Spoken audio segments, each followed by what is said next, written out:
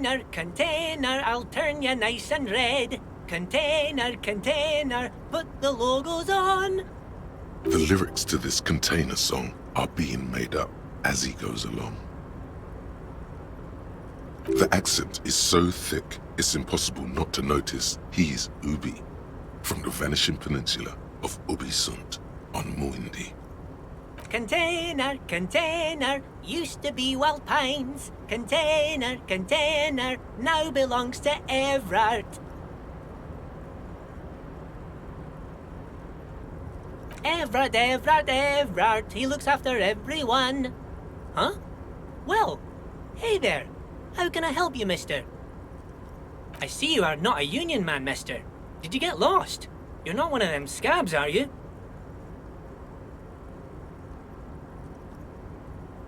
I mean, I don't personally mind. Folks is just folks, you know, and folks gotta eat. Just some of the other guys don't look too kindly on the scabbing kind, if you know what I mean, mister.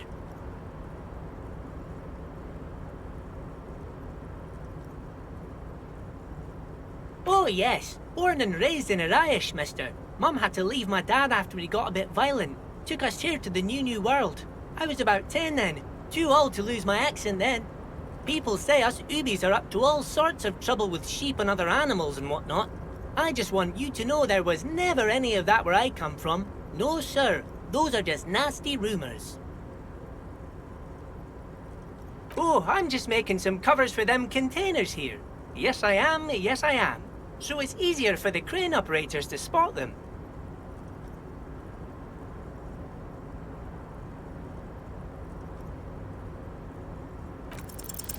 The containers in the yard are green in Wild Pine's livery, and the mountains rising behind Leo is all red in Union colors. It's like some red infection was spreading outwards from the container yard's core. There appear to be cisterns underneath the Union container covers.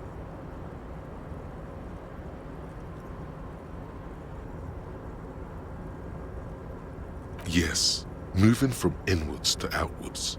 By the looks of it, soon everything will be in Union colors.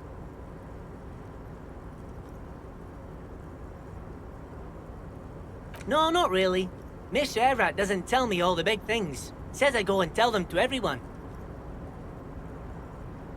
Oh, I don't know, mister. They say it's some chemicals. Most of them have labels on them, I think.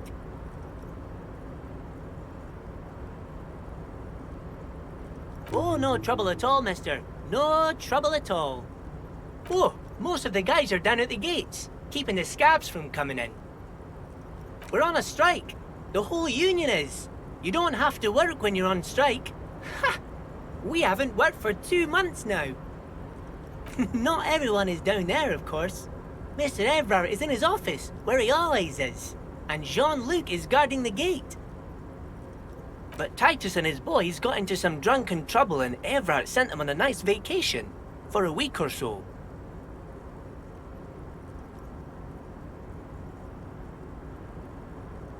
Oh, I'm not really supposed to talk about that. That's union business. Him and his boys stirred up something in town. Probably drank too much and got into a fight or something. I heard Mr. Everett telling them to take some time off.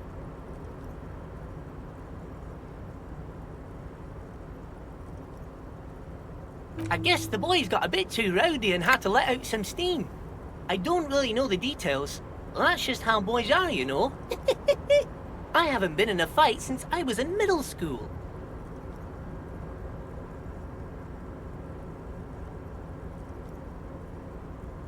I remember I was the runt of the class. The bigger boys always used to pick on me. You see, I had a bit of a temper back in the day. Flew off the handle like nobody's business. But Mr. Everett and his brother always came to help. Once they beat old Noel Becker so bad he needed stitches on his head. Noel never started another fight with anyone after this. Mr. Everett and Mr. Edgar are real nice guys, mister. You should go talk to Mr. Everett. I'm sure you'll be good friends. He's friends with everyone around here. Yes. Everybody needs a job, and this is mine. I'm Leonard, by the way. Leonard Bellick. But everyone calls me Leo. I'm like Mr. Everett's right-hand man when Mr. Edgar is out of town. And Mr. Edgar's right-hand man when Mr. Everett is away. Actually, Miss Beaufort is the right-hand man, but she's a lady. A real pretty lady with a skin like those Douai Sucre candy bars my missus likes so much. Them are real nice to suckle on once the dinner is done and me and the missus sit down beside the radio. But I can't listen to the radio all the time. There's so much to do around here and I'm always busy keeping things running here. Yes, I am. Yes, I am.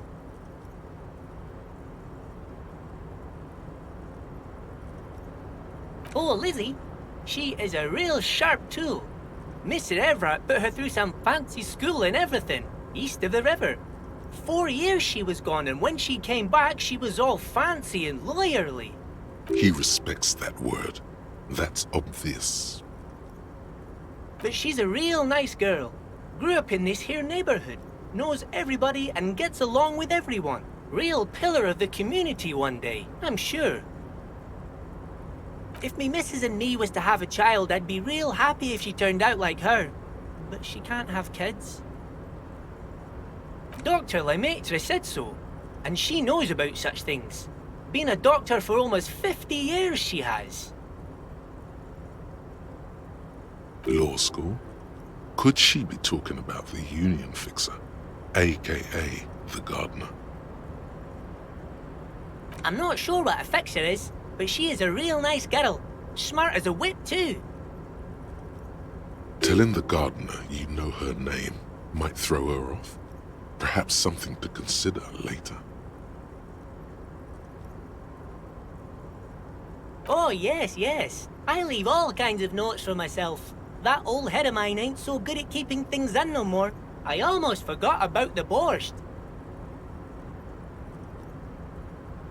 Oh, yes. I've been taking special whirling borscht to the men every day since the strike started.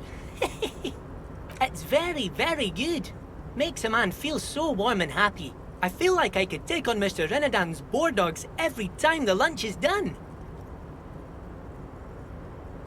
Yes, yes. I'm taking it to them. The borscht keeps them happy and in fighting spirits. Makes you all warm inside. They brew it in the whirling in rags.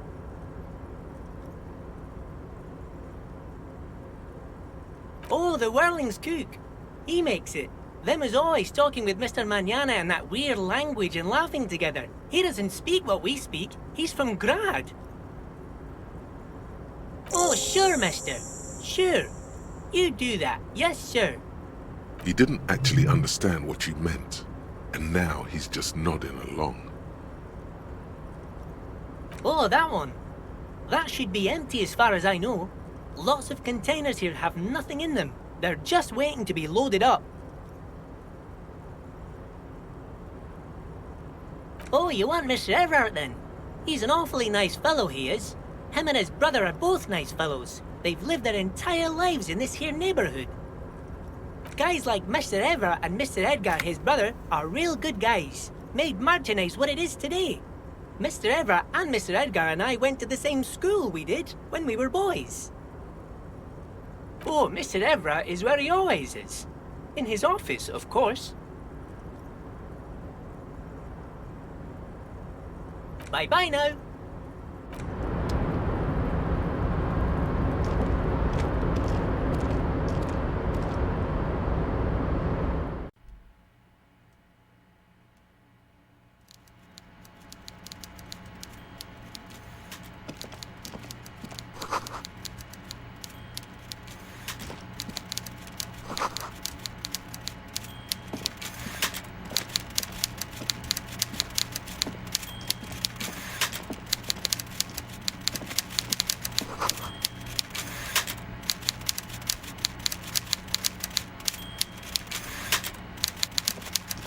Before you is a walrus of a man seated behind a large desk.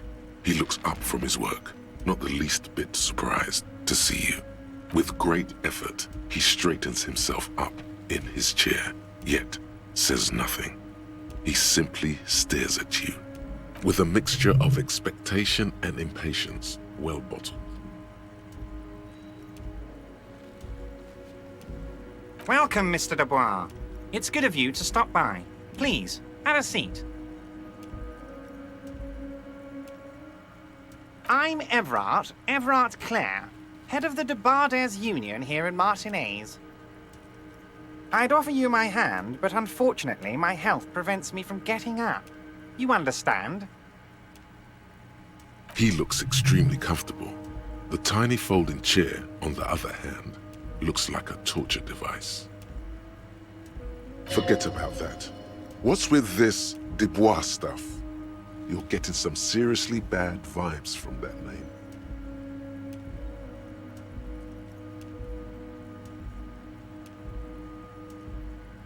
Please, Mr. Dubois, let us converse in a civilized manner, as equals.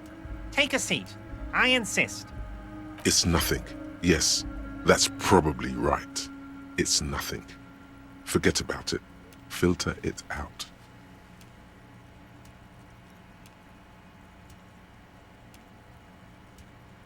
Very well, Mr. Dubois.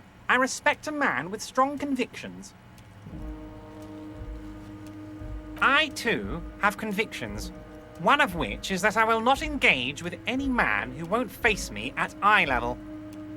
Should you find yourself more amenable in the future, I'd gladly resume our conversation. But until then, I'm afraid I must ask you to leave. You're no Titan affiliation, buddy. He's got you in a fork. Sit down or leave. Excellent, Mr. Dubois. I can see that you're a reasonable man, and reasonable men can be of great use to one another. So tell me, how can the head of the Debarders Union help a representative of the Revachol Citizens Militia today? The chair you're sitting on has got to be the most uncomfortable chair in the world.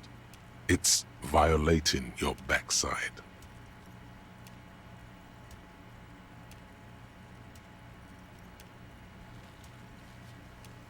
Oh, by the way, I heard you got a rather rude reception from a certain Lawrence Gart. Some people have no manners, it pains me to say. This should take care of that nonsense. It should be sufficient to cover your expenses for a few days and patch over your differences with a cafeteria manager. Go ahead, take it. Wow, that's 25 real. That's good money. You need it.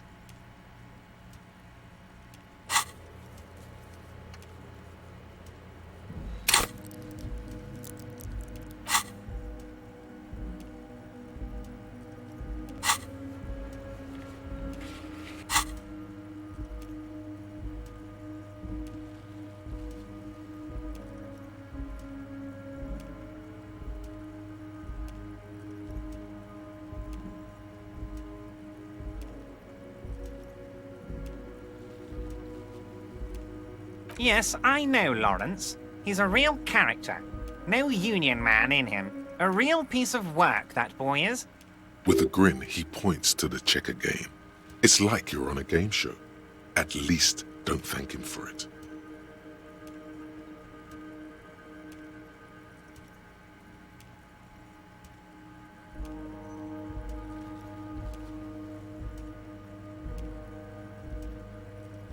Is there anything you'd like to say to me? Or... No.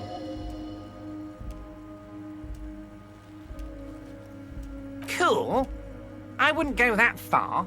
I'm sure there are cooler things than delivering a comically oversized novelty check to a cafeteria manager. But, sure, if that's what's cool nowadays. Now, I'd like to set your mind at ease about one other matter. Your lost gun. Let me assure you, Union people are on it as we speak. I've got my best hounds looking for that lost gun. His slug-like lips move, but all you hear is an echo. Lost gun, lost gun, lost gun.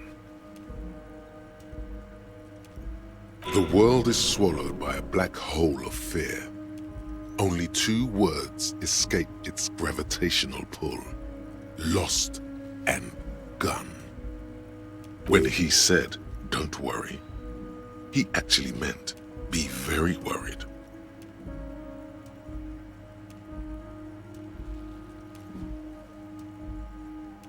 Are you all right, Harry? You seem anxious. Don't be. Everything's going to be all right. It's not like you left it loaded. You didn't lose a loaded gun. Local children aren't out there playing with it right now, pointing it into their own mouths. It's in a safe place. I just know it. I have a feeling everything's going to be all right.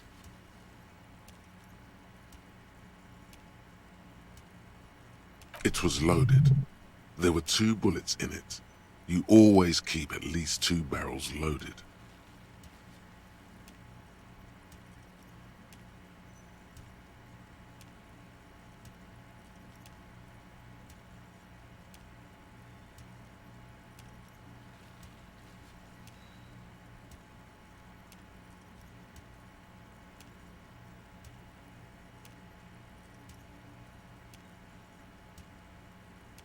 Lieutenant Kitsuragi doesn't seem to be here at the moment. You came alone. God, you're sweating. Your knee is jerking. You're about to cry, aren't you? You're about to cry because you lost your gun and those children are gonna shoot themselves with it. You want to cry? God, you're weak. Whatever you do, don't cry. He'll think you're disgusting. Mr. Dubois, you don't look so good. What is this Mr. Dubois he keeps repeating? What is he trying to pull here? You need to cool the fuck down. Chill. Mr. Dubois! Mr. Dubois! Harry!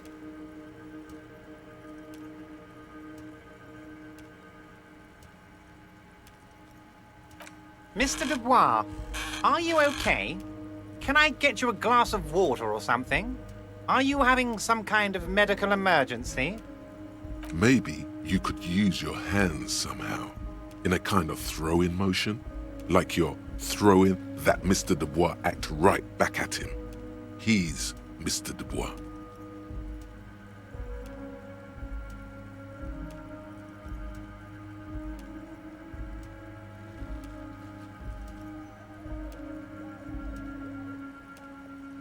What an odd demonstration of... you got me, Harry. I don't even know what. As entertaining as it was, I'm afraid we're wasting our time. And I'm an extremely busy man, as I'm sure you are too. Quick, here's your window. Get yourself together and ask him questions. Police officer questions.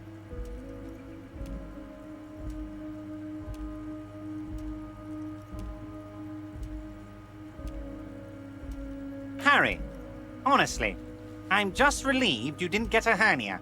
A man your age...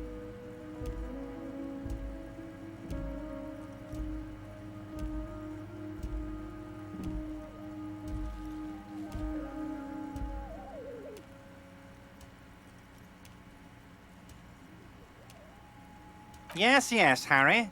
You are obviously in peak physical condition, and I salute both your initiative and your physical prowess.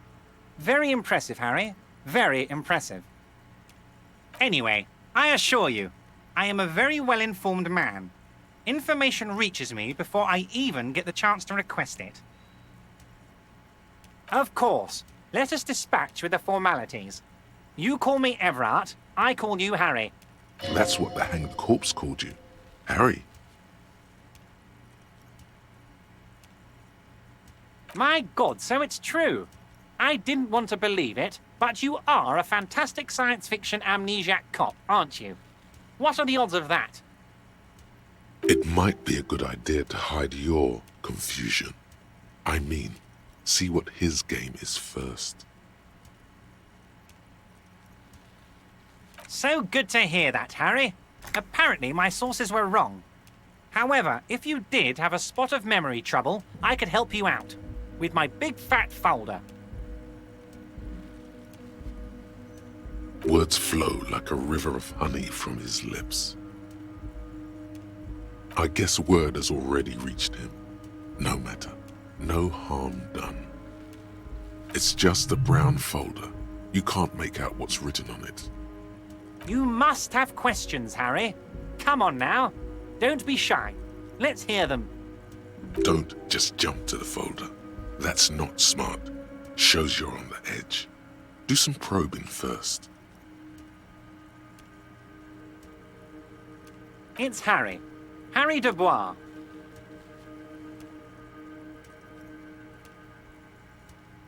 Don't be silly, Harry. Harry Dubois, that's a real man's name. A union man's. But of course, Harry. Your precinct is the 41st and you live in Jamrock. You're a Jamrock boy. A long way from home, but that's okay. He doesn't really seem to know any more about it. Family? Harry, you're not a family man. There's not one peep of family in here. Unless you think you're a family man, do you strike yourself as a family man, Harry? That's why I like you, Harry. A good man knows both his strengths and his weaknesses, and you, my friend, you are one of the all-time greats.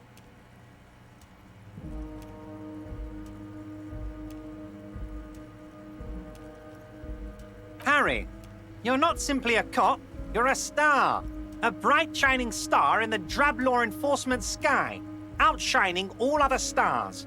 You're a superstar. Nonsense, Harry.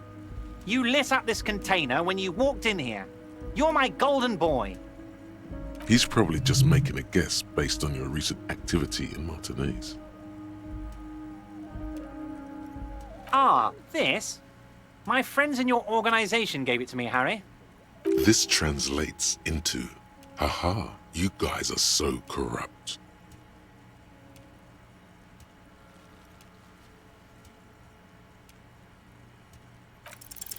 As you look at the folder, Everard covers it with his hand and pets it. He's hiding it from you because it's not a real RCM folder. It's just another one of those brown folders you saw in the file cabinet. Okay, Harry, you got me.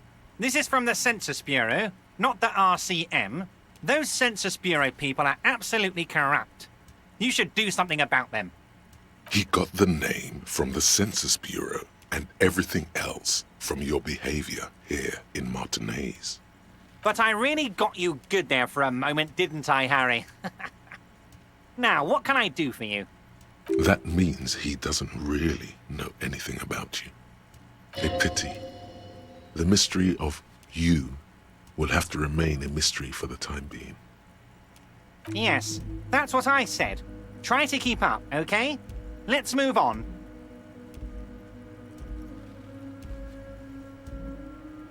Yes, your lost gun. My best men are on it. They're turning every stone, searching every playground, asking kids, grandmas, everyone. Your gun will be found, Harry. Let me assure you of that. It's just a matter of time and effort. The only way to find it seems to be working with him.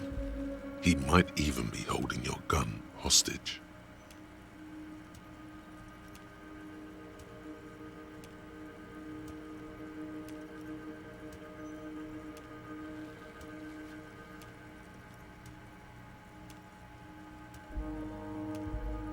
Who knows? Only one thing is certain. If you work with him, you're going to get it back. And working with him might be the only way to do it. Harry! I was only trying to be tactful.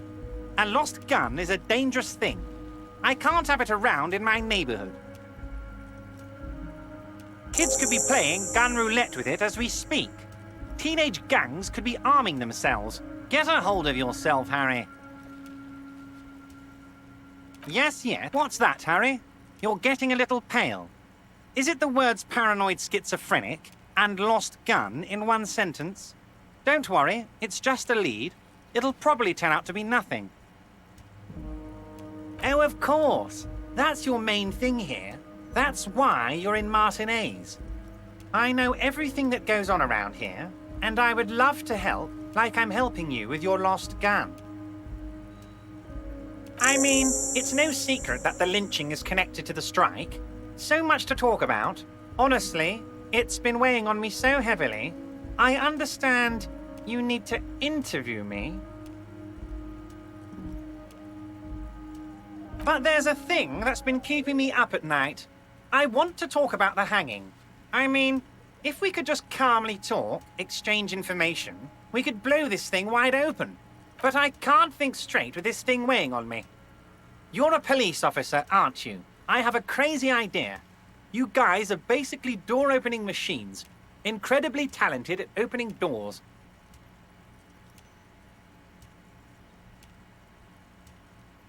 And I'm sure you're going to open this one with flying colors, Harry. This really is very simple, and there's nothing shady about it.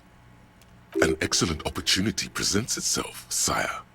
You could win the trust of the arch-liar, pretend to play into his hand. Then, should you wish, bend his efforts towards your own.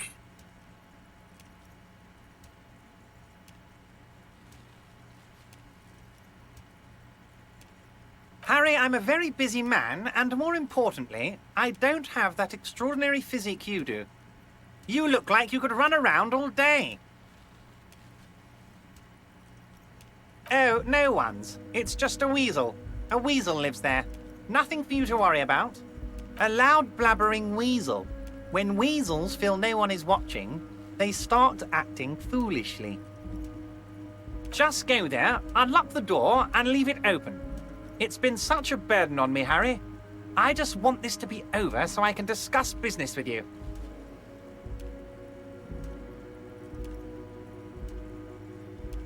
Harry, my dear friend, I am what people call a local bigwig. I know everything that goes on in Martinez. Fantastic, my friend. Just let me know when it's done and we can take our friendship to the next level.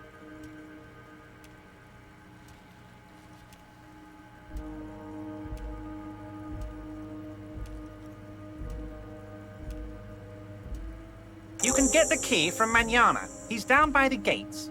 Manana's like a free agent in the Union. Special operations. Hardened socialist. A real free thinker, too. He'll tell you precisely where the door is. One last thing, Harry. Just open the door. You don't need to go in or anything. I just want that weasel to come home and see the unlocked door.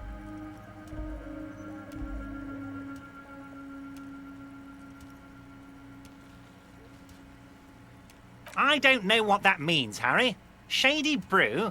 There are so many moving parts in my operation, I can't keep track of them all.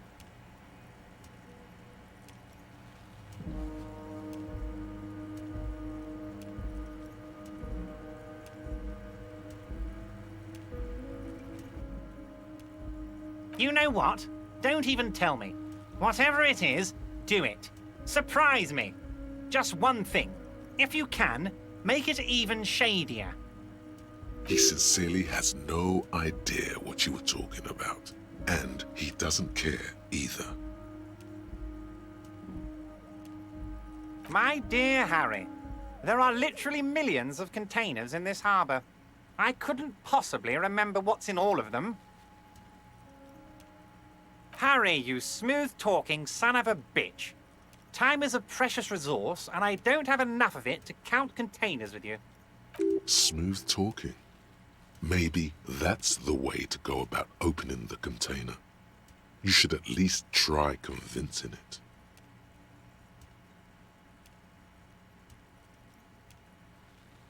Wait. You need this to get in and out through the gate.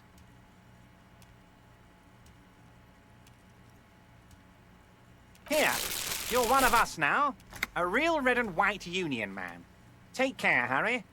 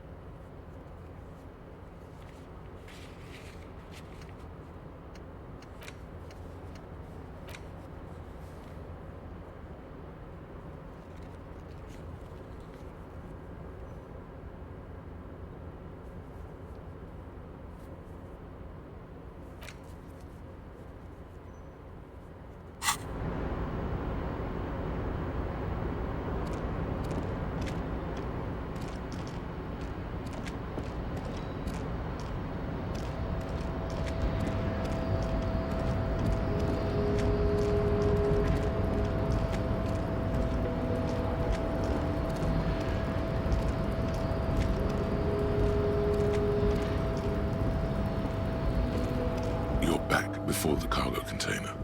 Its draw has not lessened since you were last here. If anything, it seems to have grown slightly.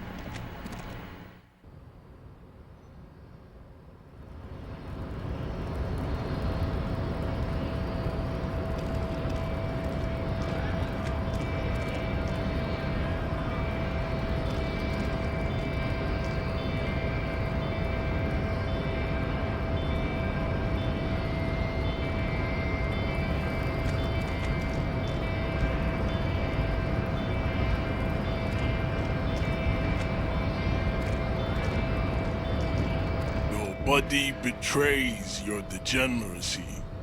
Yeah, Measurehead. His body totally betrays his degeneracy.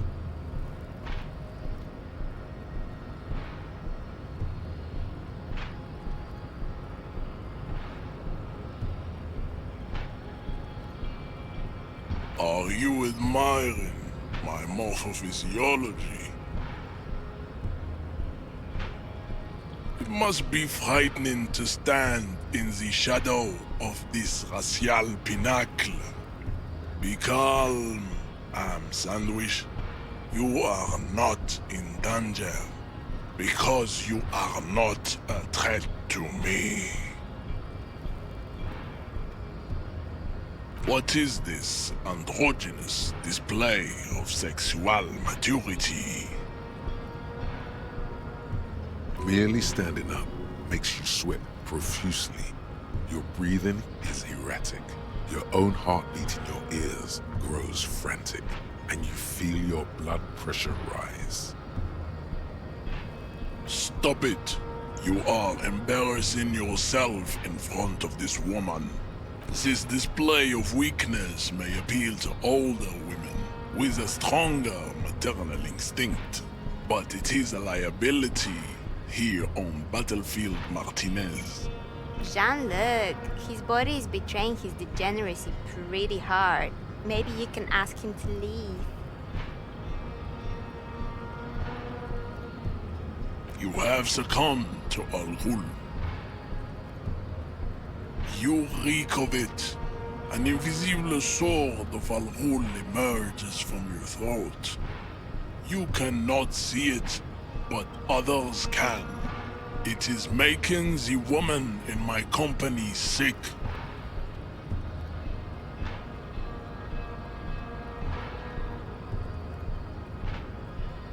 No, you don't. You need to get another drink. Occidental Haplogroup B4 is done giving orders around here. The influence of the ham sandwich race is waning.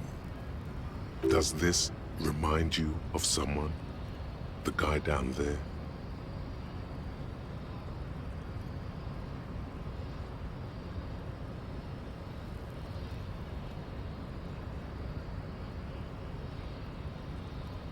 Look at my craniology. I am the pinnacle of my haplogroup. The pink blob is a bad example, even of yours. It saddens me. You were once a noble and powerful race. You gave the world eugenics, electricity, and powerful weapons of war like missiles and aerostatic aircraft. You made great gains in metallurgy, race theory, and statecraft. You dominated lesser cultures, like the deformed Hemians and the inexplicably potato-obsessed Quakers. But now your ascent to the genetic summit has halted. You are obsessed with sadness and with frivolous pop culture. You will be superseded. Isn't that right, babe? It is, baby, yeah. You know it.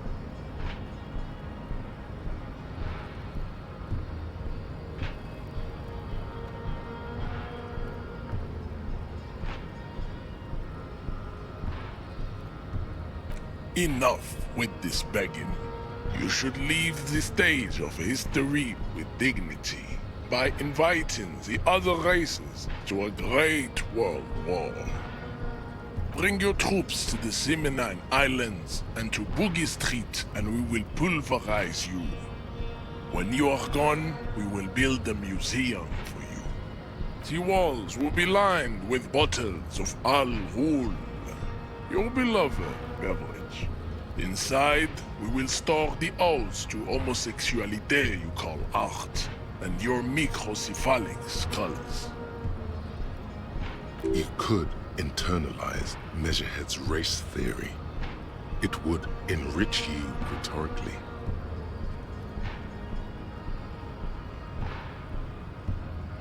Well, not as such. What you do with a mastery of advanced race theory is up to you. You could reject the findings, sure, or accept them and become an advanced racist.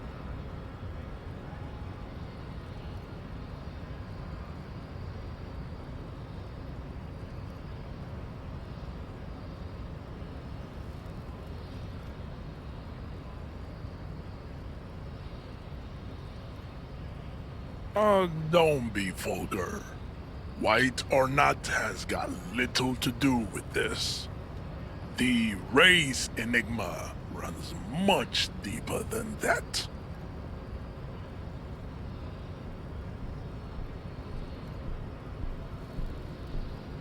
Mr. Clare is a man of vision and means. He has the will to confront International Capital, which is something your race naivistic communists never did. Also, to serve is noble. It takes discipline. Your petulant individualism has only contributed to your race failure. It is lax and moronic.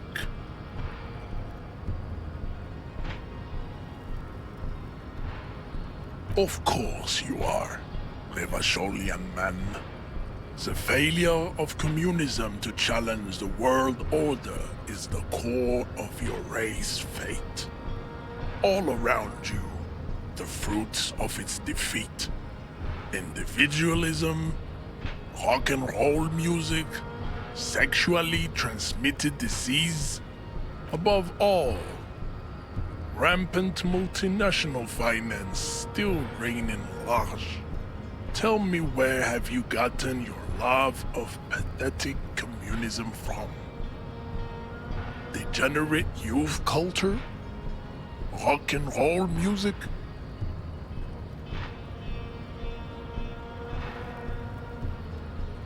Of course it does.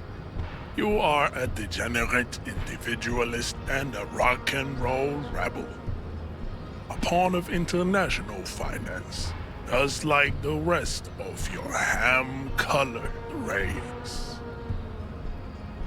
I am not surprised you enjoy it so much. This has happened to many of the side products of the inevitable cultural victory of the Seminoles race. The South Island race, haplogroup A4A. We are the rightful masters of the Insulindian archipelago. We descend from the Areopagites of ancient Pericarnassus and arrived here 4,000 years ago. Millennia before you. We are the future. That is all you need to know. I am a descendant. The narrow streets of Ulimbuir are with me in my genetic dreams.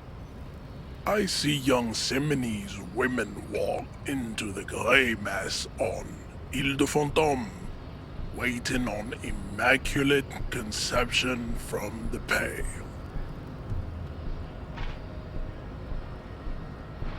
No, I have heard about it on the radio. I'm from Couronne, and no, it is not just in Revachol. The city is central to the Simony strategy. Spreading through its trade networks, our culture will dominate the world. You have heard enough about our phylogenetic secrets for today. You have extinction to come to terms with. Think upon it.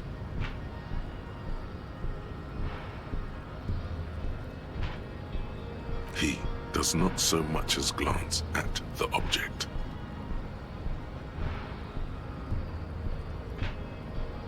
Stop showing me your pathetic cup.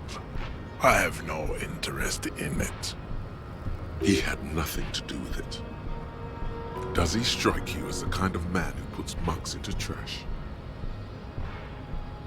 Racists are generally not very good examples of their race. Welcome to Revachol. You hear him yell at a redhead woman visiting the fritter nearby. He must think redheads are immigrants. I am not like them. I am craniometric perfection. I have taken the trouble to permanently draw a phrenology grid on my skull and features. This should dispel any doubt. The drawings are precise and look true to their pseudo-scientific ambitions. One thing, however, it is not entirely free of throwbacks in the phylogenetic tree. His large jaw, for example, could be a trait indicative of criminalism. Also, his earlobes could be small.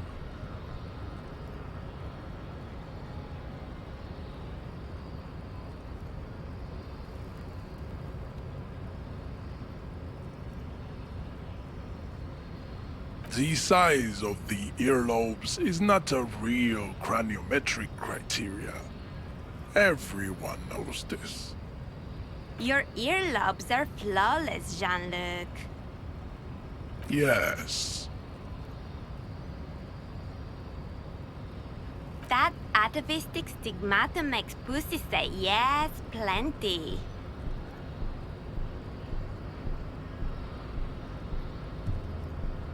Babe, thanks. But I got this.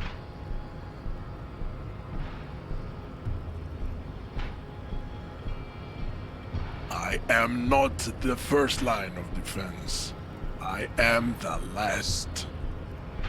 In addition, these so-called Hardy Boys are an effeminate clique of bodybuilders. Their company is spiritually degrading.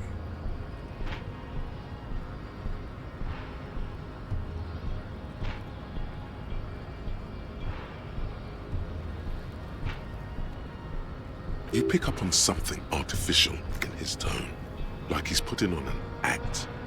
This is unlike him. He is usually more himself.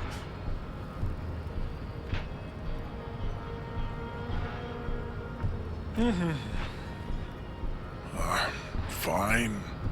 They have recently fallen under the influence of a possibly sexually perverted female vagrant and a narcotics peddler.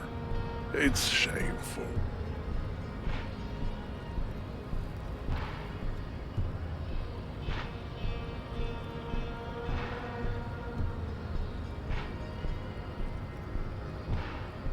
Find out for yourself, endomorphic blob.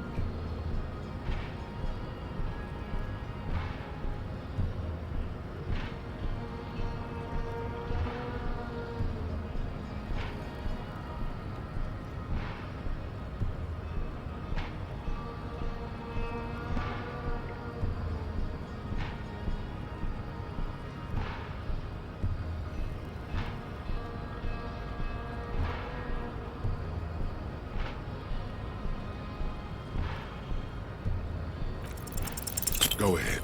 Don't be shy. Just ask for race secrets.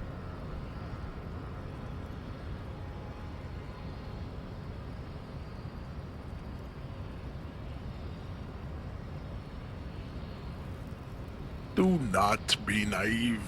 I know the answer to the great race enigma. Why would I share it with a deformed infant? You do not have the devotion for servitude.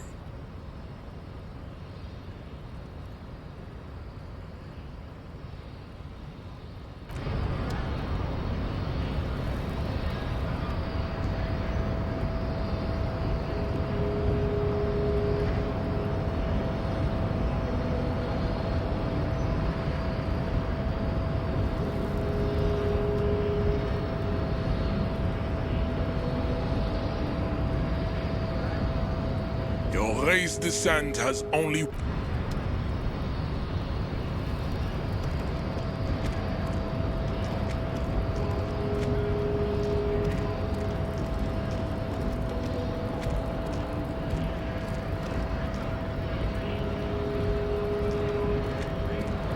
scab? You're hazy on the notion of a scab. Smells like politics, though. Maybe it's got something to do with the flask he reaches for from time to time.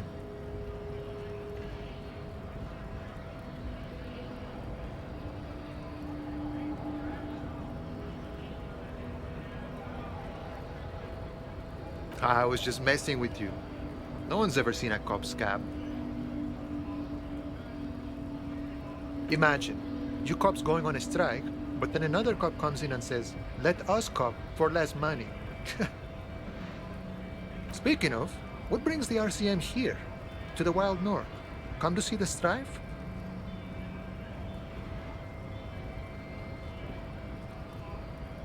A key, huh? What door is this key supposed to open?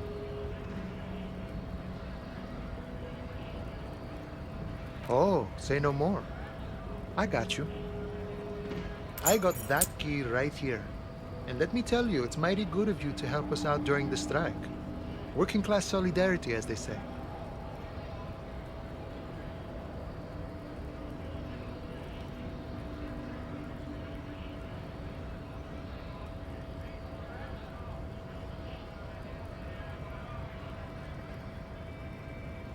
Oh, so the none of the above type, are you?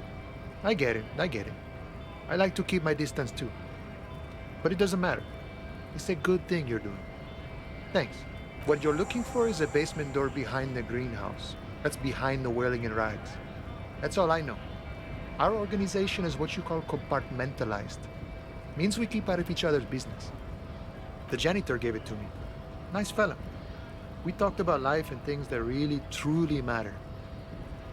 None of this mess we're in. This jiving and juggling. What's it for? To feed our children, I guess. I'm more of a philosophical dock worker. I like to talk about the big picture stuff. Who I am, who you are, what we are fighting for. He means he's not going to tell you cause he doesn't know. But he will shoot his mouth off with you now that you're working for Everard. Ask him about the Hardy Boys. Los Hardys? They're an independent militant group. A bit too high-strung, but it comes with the responsibility. They're sort of like you. Preserve the rule of law and all that. Except it's Everard's law. But really, they're just like you. We're negotiating our share. Aye.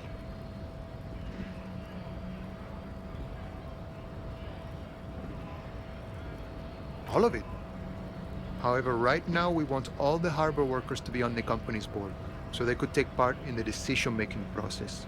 This seditious talk sounds like communism. Just so we're on the same page, communism is basically wanting to kill the rich people or deporting them to a labor camp in southeast Grad. But don't say that out loud if you're a communist.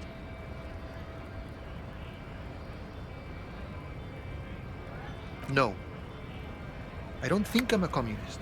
Seeing something of value and saying I want it all to myself is a much older and simpler notion. No science to it at all. Even a weak child can think it. The only things holding someone back are I can't and I shouldn't.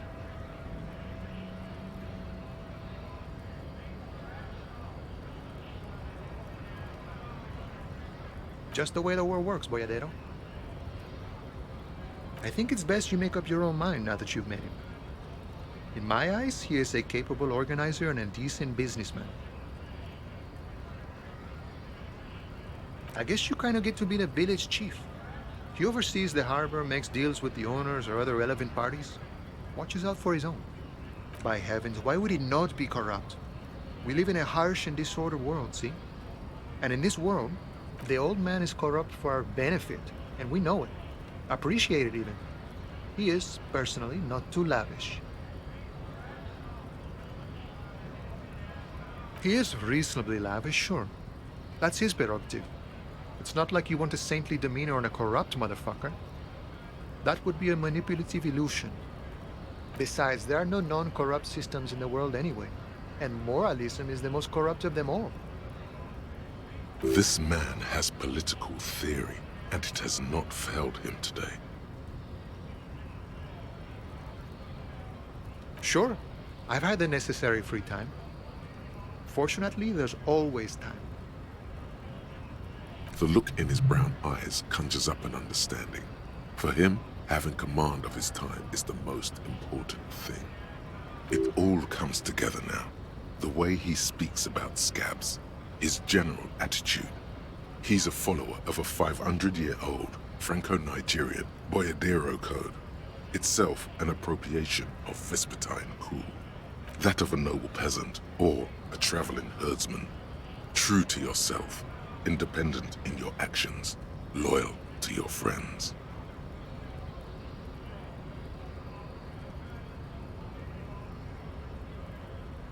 No. No. The man sits on the railing, his hands reaching far and wide. Yet it feels as if he could, effortlessly, go even wider, if need be. An endless torrent of time. The mercenary, eh? Who could have killed him? That's indeed the question. Why even do such a thing?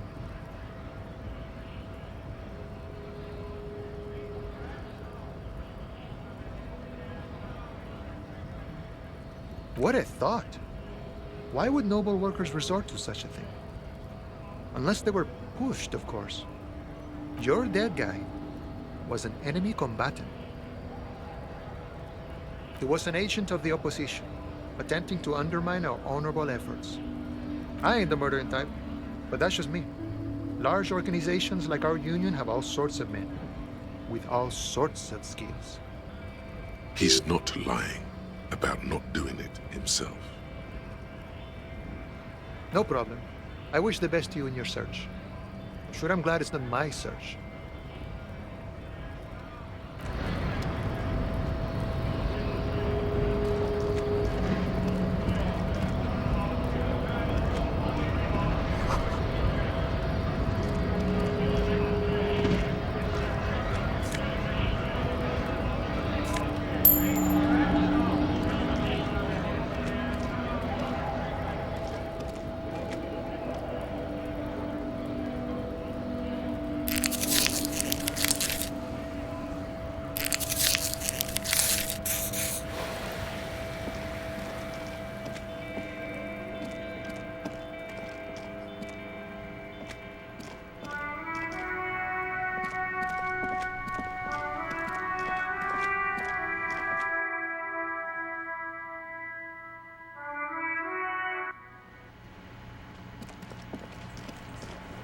I've got nothing to say to you. Why are you wasting your time? I suggest not wasting time on trivial pleasantries and focusing on why you are actually here. Titus Hardy. Even though she has excellent control over herself, something moved behind her eyes. In the way she stands. In her face. No. Talk to Titus.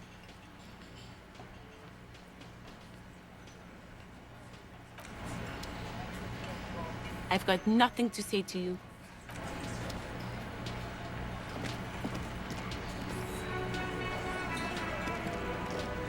Looks like the circus left town, but the clowns are still here.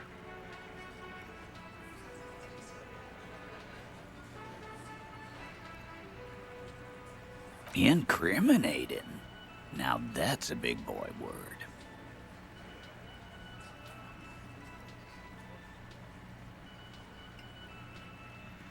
Container belt, like we use in the harbor? Because we took it from the harbor where we work. Then we went out back and used it to hang him. We did this together, all of us, until he was dead. That's why there's a container belt around his neck.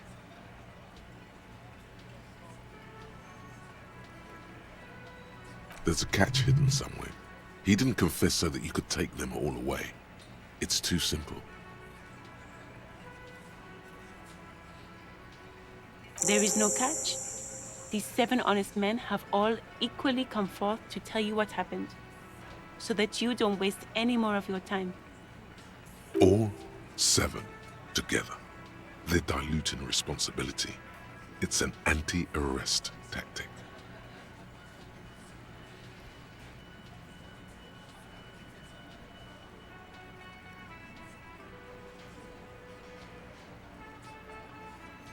How many people have you sent to the Shays? Ever felt remorse for them? Chaise électrique is the method of capital punishment in Revachol under the Coalition.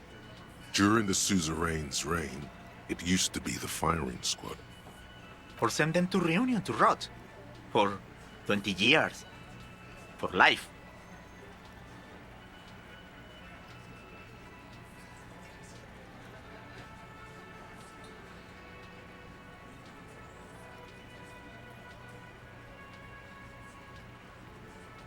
But you see, a lawman, is something people agree upon. And here in Martinez, we agreed that this man had to die.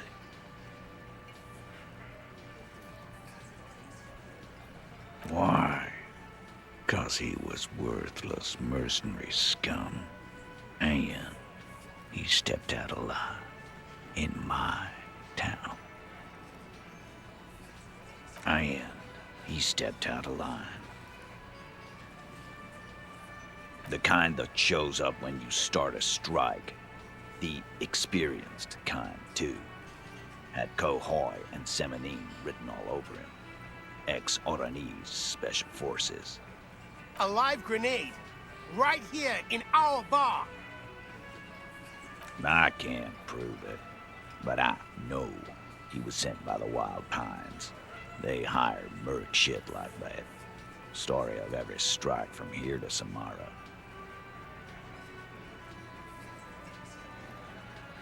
Wrong. He harassed women, raped one, harassed workers, threatened to kill some as a warning. From rape to harassment to threats of violence. Why the strange de-escalation? He regrets mentioning it. Hopes you didn't notice. To kill us all, if we don't open the gates, if we don't let the scabs in, if we don't bend over. And that was before he started coming here. Yeah, he said it was his favorite joint now. Started coming here every night. Drinking, grabbing girls. Grabbed one of ours mid-karaoke, right there on the stage. Yeah, this girl's on the mic. A beautiful girl, young. Gets into the second verse of Lover Lake. The fucker grabs her legs, starts screaming. Show me your cunt! Why don't you show me your cunt?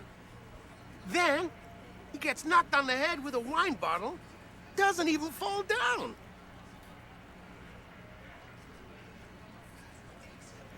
Aren't you fucking listening? My man is talking to you. He took care of it. They got the girl out before anything else could happen. Yeah, me and Eugene got her out. Aren't you fucking listening? There's something odd here.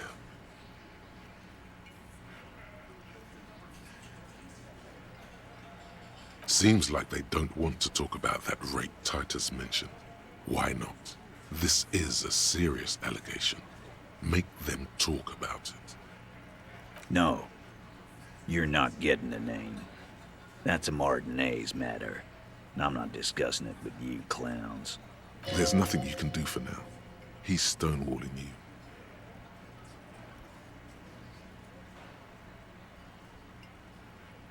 We hanged him up by his neck until he got real still. Wasn't that obvious, copper? Didn't they teach you anything at the cop school, idiot?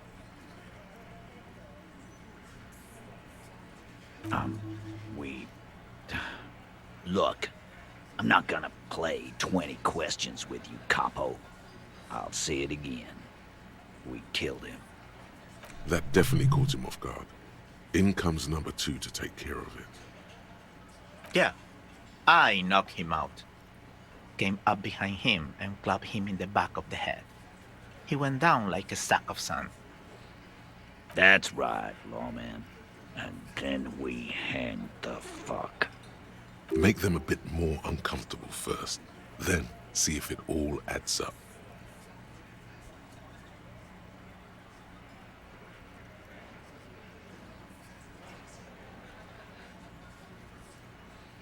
Right fucking here. Eugene already told you that the fuck had started coming to our bar. Yeah, man. Weren't you listening? My fucking elbow, Copper. Samaran boxing style. Samaran boxing, or Sambo, is an eloquently violent set of one-on-one fighting moves, originating from the Samaran Isola. Sambo style implies stealth, cleverness, and cool. He may be lying, but he's good at it.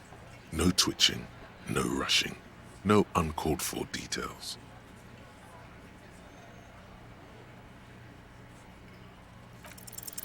Titus is solid as a rock, and so are a few others, but...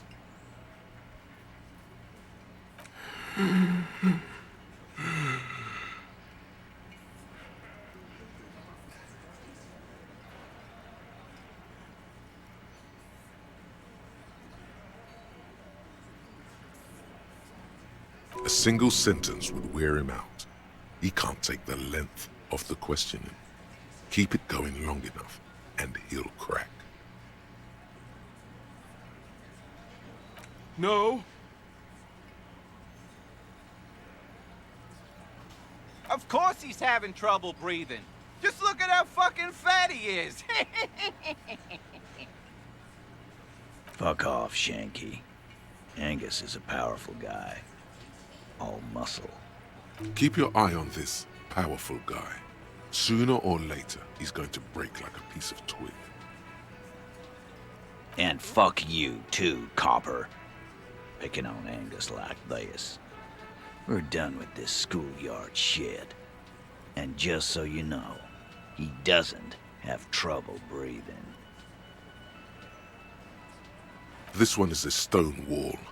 You won't get more out of them about the night of the murder. Not yet. Like what, Copper? Are you deaf? There will be no singling anyone out. You can't arrest a Hardy Boy without arresting all Hardy Boys. Do you think you could do that? Do you think you could arrest them all? A trick question. Don't let her lead the conversation.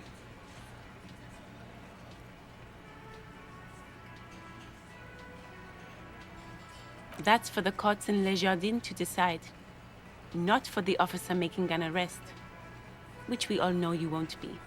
What you can do right now is go back to your station and write a report.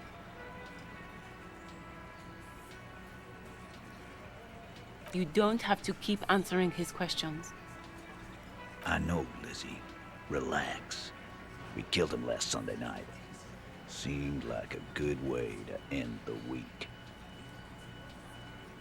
Known him? We don't associate with scum like that, asshole. Yeah! Who do you think we are? Quiet. He came around about 3 weeks ago when that Pines cow first sailed into town. Happy? The stupid-ass cow Wild Pines sent to fuck us over. But you know what? Why don't you ask her about the pretty boy? I'm sure she has interesting things to say when you ask her hard enough. That's enough insinuation for today, Titus. Officer, your interview is drawing to an end. Don't waste your last questions.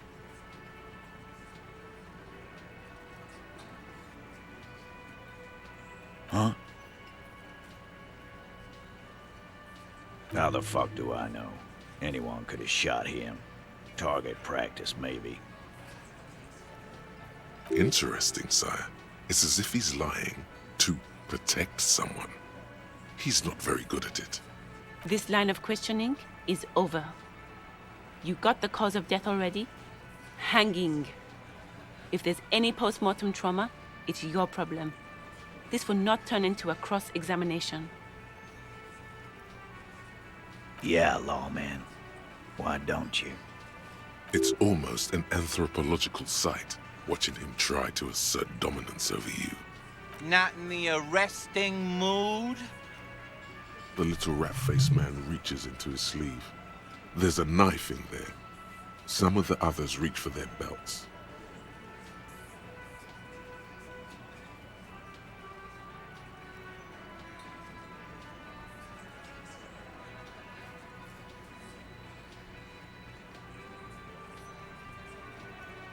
Guns are stocked between the belts. 3, maybe 4 firearms. Although Fat Angus might be just pulling up his pants. Not sure.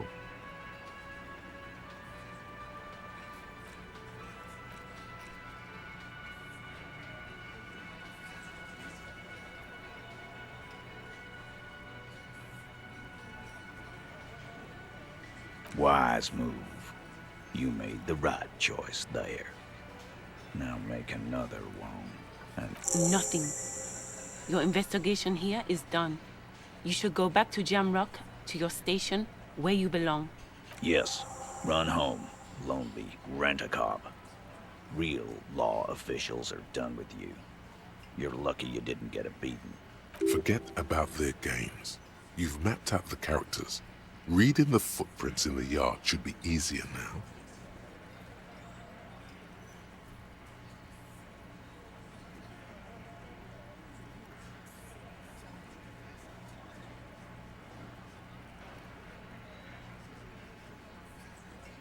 You still on about that bullet?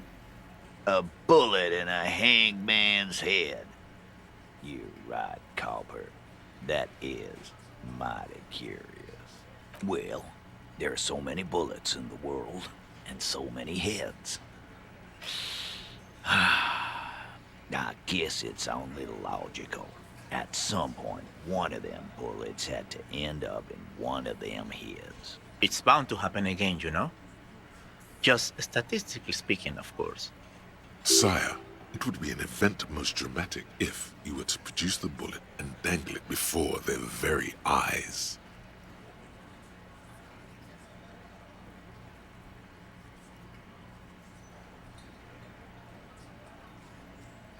Wow!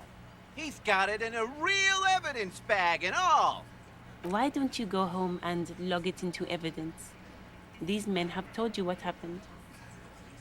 Shit! I probably did shoot him. I was drunk last night. You guys know me when I'm drunk. Yeah, Glenn likes to shoot his guns when he's drunk. Better hope he stays sober. Before? After? During? This is getting ridiculous. They told you what happened. Stop wasting your time. You know what I think? I think he was shot in the head as a kid, and his brain grew around the bullet. Around the bullet, man. That's a good one. All the goofing around is to avoid lying. It's a technique. Never been worried in my life, lawman. It's not like you blew it wide open, but there's a little crack in there, somewhere. Again, just get the dead guy's autograph. Good one, Titus. About fucking time. No. He understood what you were doing. Take it. Yeah! You fuck with the Hardy Boys, you fuck with Titus. Relax, Dennis. No one is fucking you yet. Yeah, Dennis, call. Let Dennis enjoy. Yeah. Easy, fella. Too late to stop you. You've already got them all, including the old bearded man who's smart enough to smoke instead of talking. As you can see, he doesn't speak a lot, and you almost missed him among the others. That's enough to take another look at those tracks in the yard. See if they fit this band of miscreants.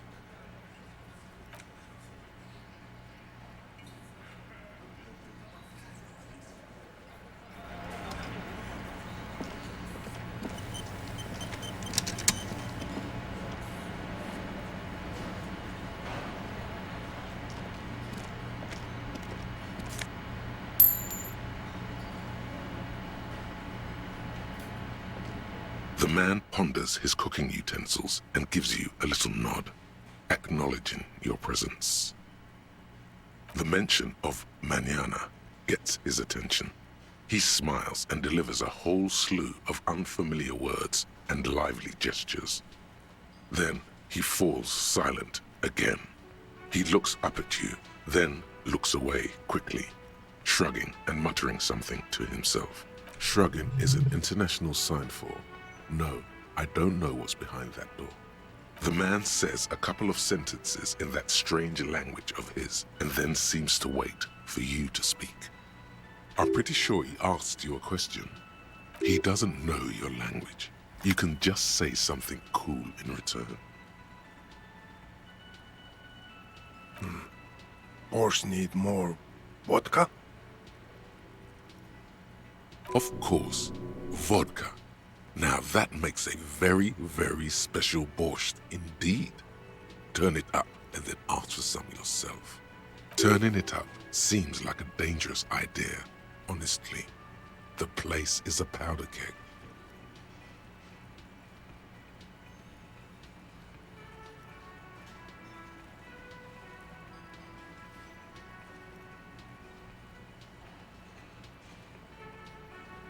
He smiles, nodding vigorously, then pours half a bottle of vodka into the pot.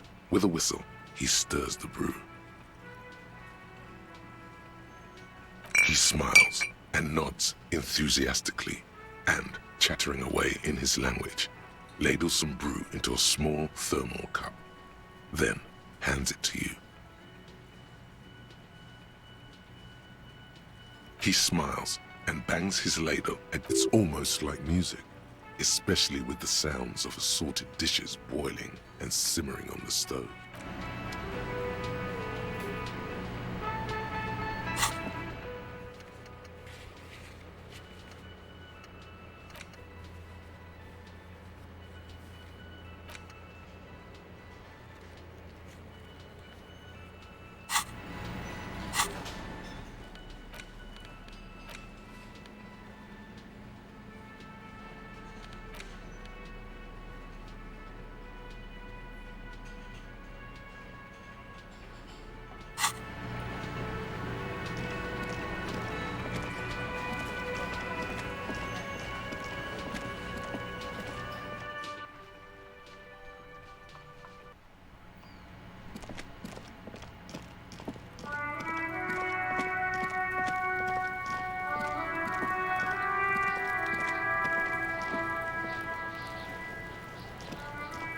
Does Kuno care?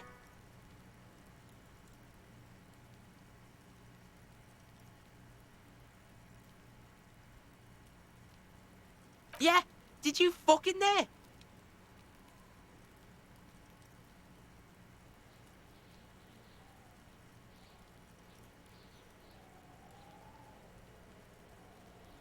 Oh, that? Kuno decapitates pigs.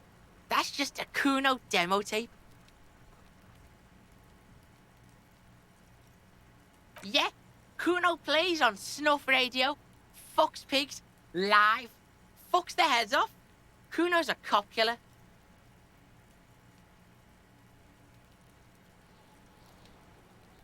That's where Kuno gets his daily hit of electric. Kuno Shazam. Kuno rides the fucking lightning in their pig. Bet you'd like to ride the lightning too, wouldn't you? You feel tired and old, but you could have that sparkle in your eyes. It's a vitamin pig. Don't you know anything? Yeah, it's the mag. You fucking need that shit to stay on top of your game. Kuno goes through like a tube a day, rips mag like a motherfucker, and you could use a battle. Oh, don't teach him, Kuno! He's gonna use it against you, Kuno! You're not getting this, pig. It completely takes away the hangover. It's like you didn't do anything. Like you stayed home playing with your choo-choo. Fuck you, pig! Don't do mag! You're gonna OD and you're gonna fucking die! Good call, Pigmeister. Don't come and talk to Kuno about his kingdom. The fuck about it?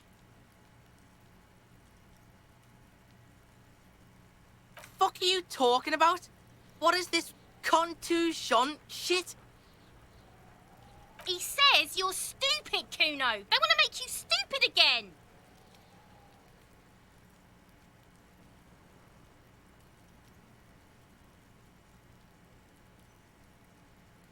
Oh, did Kuno make your shit sniffing harder?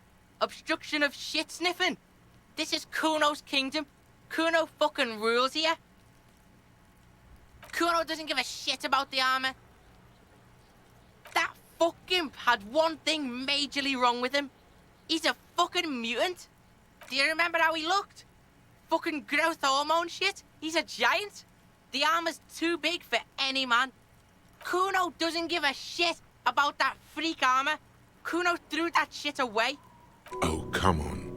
He's just pretending that he doesn't care because he's too small for the armor.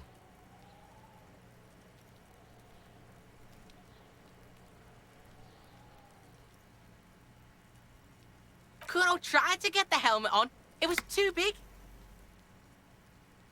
Kuno kicked that shit in the sea, rugby style. That shit means nothing to Kuno. Yeah, that shit means nothing to Kuno.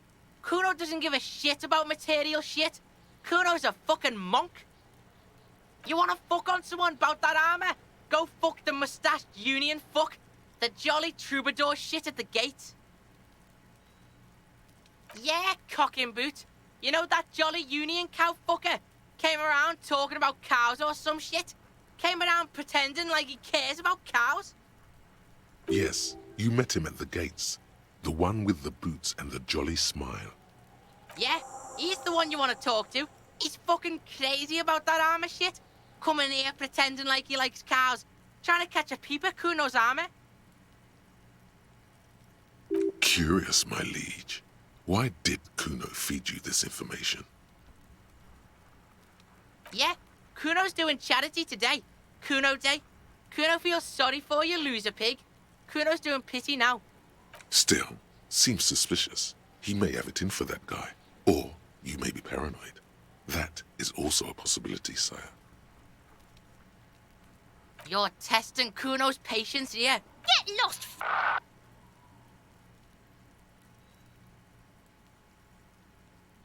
Yeah? The kingdom of Kuno? The fuck do you want? Yeah, whatever. The fuck do you want with it? Good call. Kuno doesn't... Hear that? Magnesium. That's what you're lacking. The lack of magnesium has you slouched. Yes, and it's critical. Look at yourself. You're practically devolving into a fish due to the lack of magnesium in your bloodstream. You need to get so magged up. You've probably had 2 heart attacks and a minor stroke already. And the only prescription is insane amounts of magnesium. 1 stroke? Don't be so modest. He's having one right now.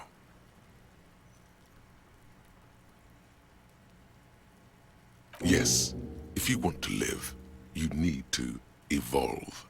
You need to transcend the carbon barrier. Go to the apothecary and buy insane amounts of magnesium. It will reverse the damage to your circulatory system.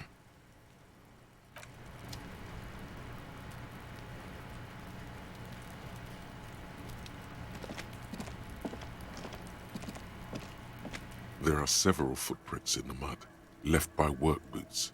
Anywhere from 6 to 12 pairs have walked here. Sitting at a desk, Lieutenant Kitsuragi fiddles with a pen, then writes something on the paper in front of him. He shouldn't be doing that. He should be here discussing the footprints.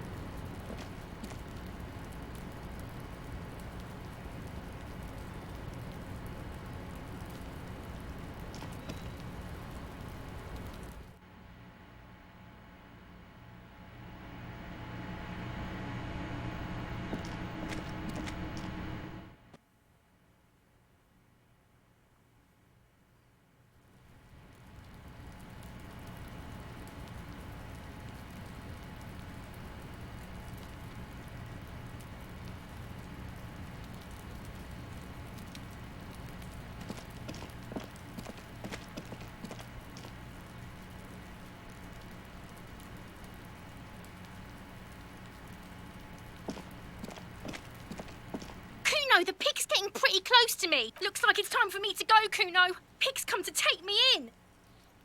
I'm going away for a long, long time, Kuno. Going away for life. What's going on there? Fuck are you trying to pull, Pig? What's this kid shit? Fucking mind games. I'd rather die than squeal. Get the fuck out of here, face. You got done. Talk to me. So it's a girl. Interesting.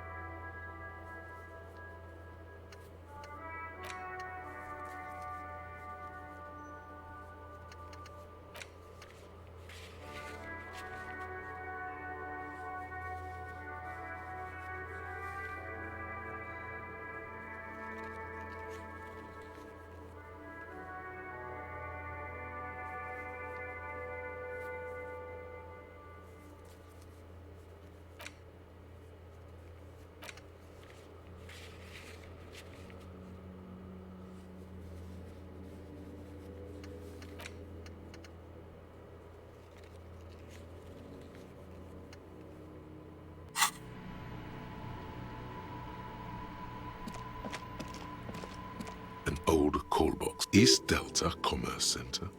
This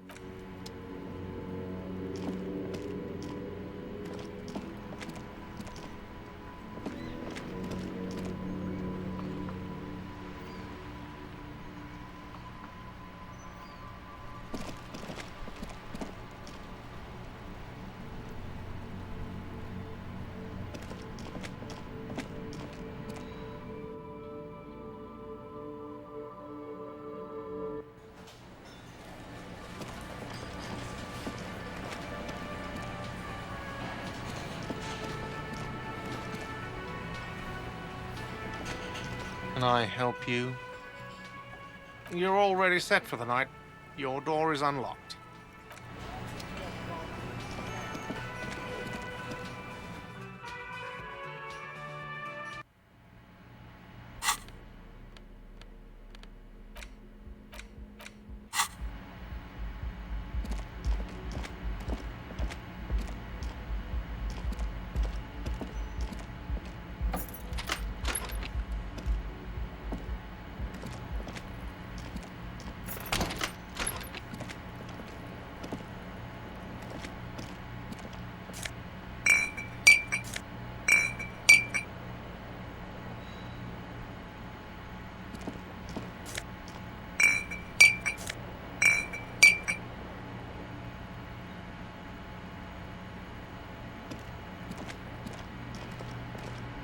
This is not the cleanest bathtub in the world, but it's cleaner than you are right now. Ah, that soap scum smell. It smells like life, at least compared to you. The bathtub slowly fills with water. The water beckons. The water is only lukewarm, but still comforting, like amniotic fluid. A few beer cans are bobbing up and down along your flanks, like sad duckies. You feel nice and lonely, and so tired. Now you are alone with your thoughts in the tub, but it's easier than being alone with your thoughts outside the tub. Your fingers grow pale and are covered with tiny whirls as the water cools.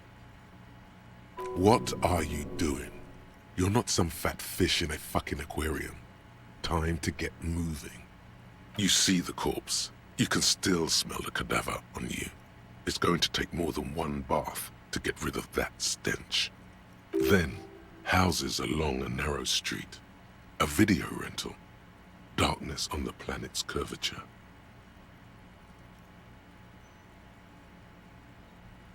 You see the corpse. Then, houses along the waterline recedes as you stand. You are cold now. Your clothes stick to your still moist skin.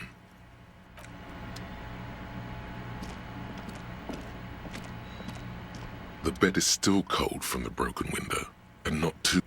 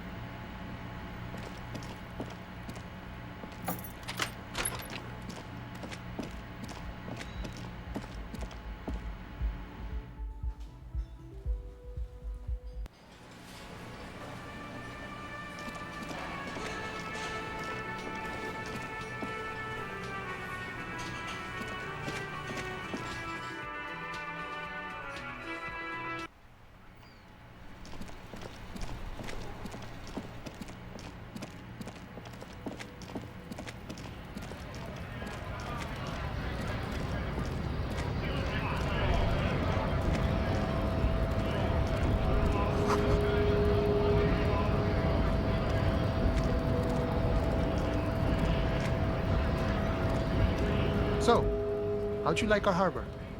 You've been in there, he means. Talked to the boss man too, probably. It's but a rest area on the path leading across open plains. Right. You talk to the boss, eye to eye, like men of the plain. If you have any more questions, I'm set to talk. The little boy had the good on his promise. To get me into trouble. To sick the pigs on me, part in the choice of words, not mine. I was asked to look into that armor situation. Official Union probe, you know. Track it down, see who took it. At first I thought, why not? Maybe the pieces can feed the strike. Buy us a few more days under the sun, you know? So I went to this boy. He said he'll make me his prison bitch. He's got eyes everywhere, and the cop's in his pocket, and he's the king of Jamrock. Serves me right for doing menial footwork. I dropped that probe right then and there, and it still got me into trouble. One bad move is all it takes. I learned that people don't want to talk to a drunk Union man about some armor. Not much. Technical stuff mostly. That was the interesting part. It's a minor nuisance. It's all good. I did some research into this armadura. Let's say I have friends at the library. I didn't get into the material science, just how it comes off. In parts. 4 in total. The helmet was the first to go. The kid says he tore it off and kicked it into the sea. I believe him. The boots were still on the guy last I saw. Too hard to remove. So, as I count, there are 2 parts missing. The gauntlets and the cuirass. This is where I left off. Too much hassle. More like a job for some militia. I guess you won't be collecting them all then. That's less work for you at least. Oh, they're just gone. They don't exist anymore, if they ever did at all. Forget about them. I did. Smart choice. It's only that one spot you need armor too. The one the bullet hits. Good luck if you go for those boots though. You'd have an easier time wresting the spurs off a boyadero than getting them off him. No problem. If you see that kid, thank him from Call Me Mañana. Thank him for showing me the way.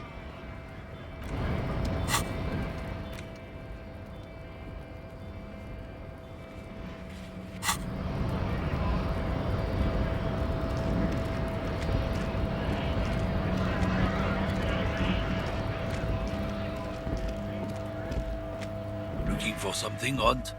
Come to tell me to fuck off again? Oh man, that's great. Look at that guy go. Haven't seen anything that funny in a while. God damn. Thanks for that, but no, it's not mine. He doesn't live in Martinez.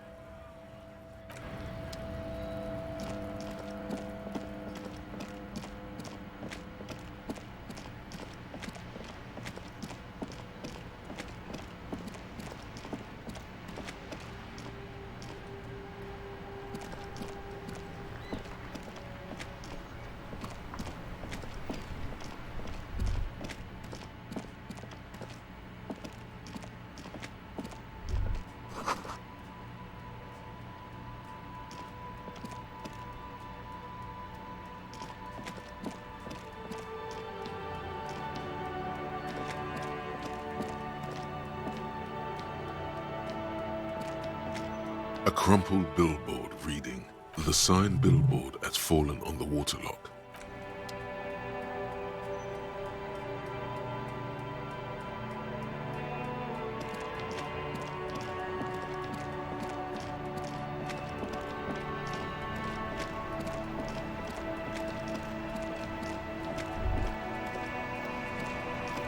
Son, you've really let yourself go. It's a disgrace. But Coach Physical Instrument is going to get you back in prime condition, even if it takes 1,000,000 push-ups. It's going to take blood, sweat, piss, and tears. But when I'm done with you, boy, you will be a master athlete. When a man sets his mind and body on something and gives his 110%, he is sometimes going to piss himself. It just happens. No shame in that.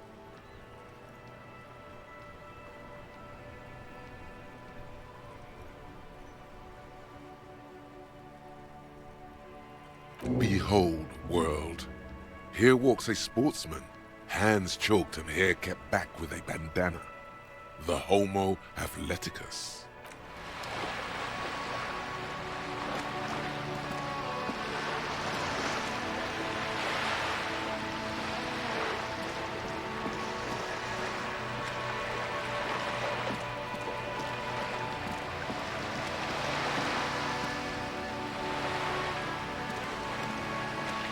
This coin-operated viewer is facing southwest. Its coin slot is full of a thick layer that's Kuno. Under the graffito, a sea of blues and greys appear. Behind the water lies a coast, studded with... You know this to be the star of Perikanat. The church looks old, and around the large wooden building you see chunks of...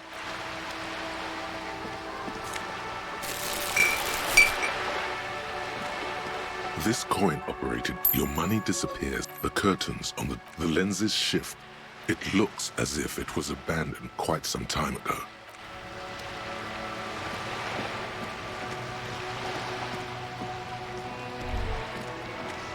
Whoa, what have we here?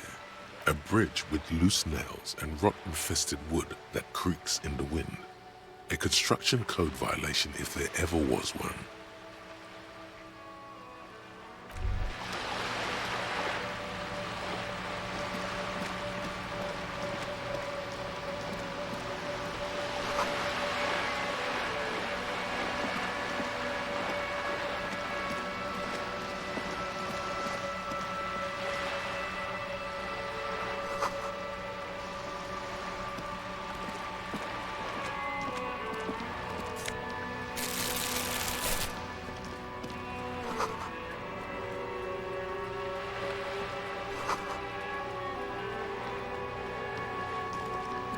Hey, up here, Piggo.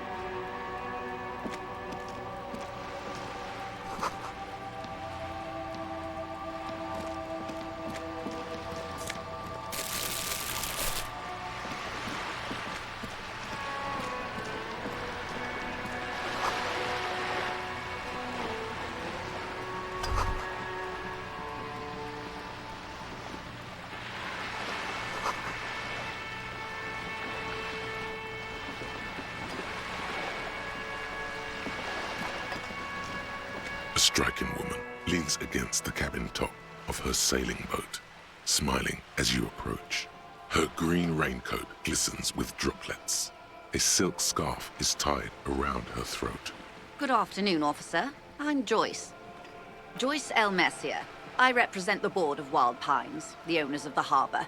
You must be from the RCM.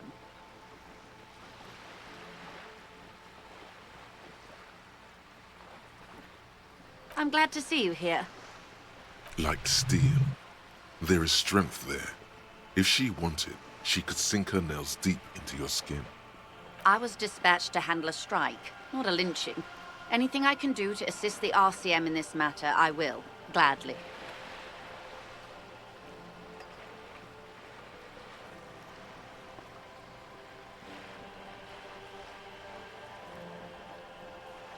Why, yes I am.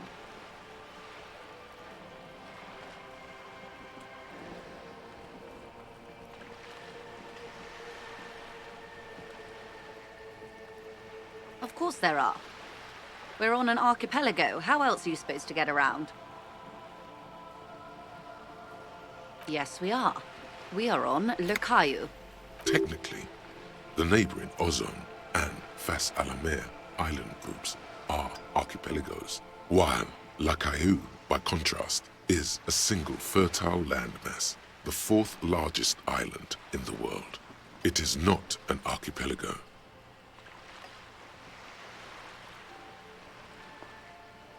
I haven't seen anyone else drive a souped-up Capri Kenema motor carriage either.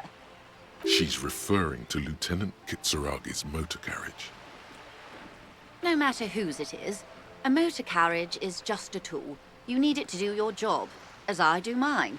It's just a means of getting where you need to go.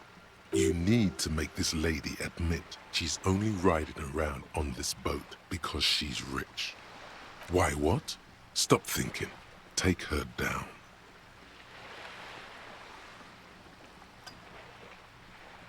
Before you do, it might be pertinent to ask a few more questions. Learn whatever you can about this boat of hers. The boat? No. It is called Cor de Leyte 19 because that's the type of sloop it is. It's a pleasure craft, a 19 pacer. It also happens to be rated for Category 1 racing, though these days I mainly use it for business. My sloop, I like it a lot. It's the eel's hips, baby. Officer, I assure you I'm a highly qualified pleasure craft operator. The crowns of her teeth are porcelain, white as the boat's hull as she smiles.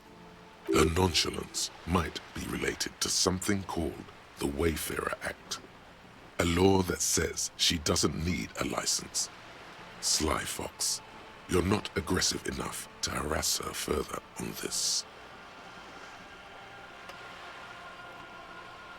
Oh my, the E word. You mean to say that it's a symbol of conspicuous consumption? That I'm a member of the ruling class?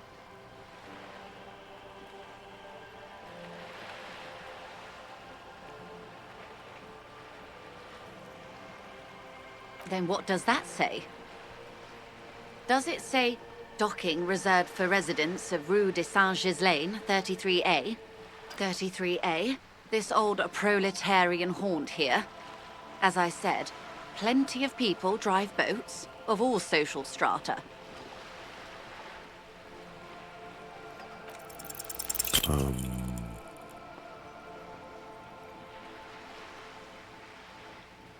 She takes a sip. Okay.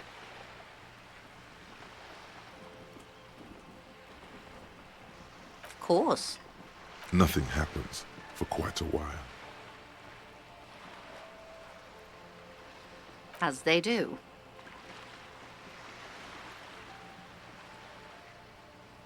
It doesn't. My, it's as if there's a tiny spinner on the side of his head and he's reeling thoughts out.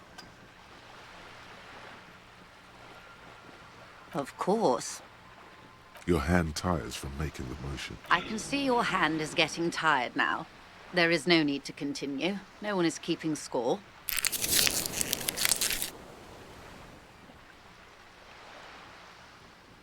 Your marbles on glass, dear. Don't worry. It was quite a while ago, but I think... Yes, we were discussing my fast, large, ineluctably middle-class boat. Good.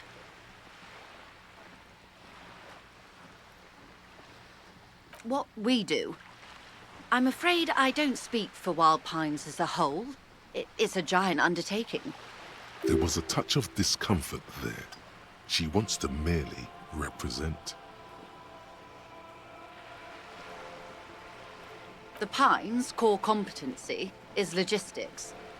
Container shipping, freight, that sort of thing. See those airships there, blinking? Those are the shipping side of things. And that is the terminal. Another subdivision deals with energy, oil and gas exploration, offshore platforms.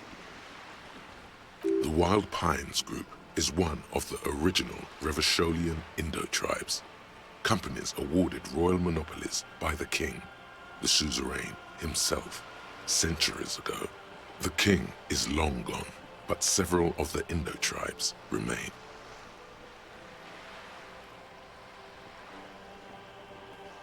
Saint-Baptiste, LUM, an unknown entity known as Brightest Star. Why, thank you.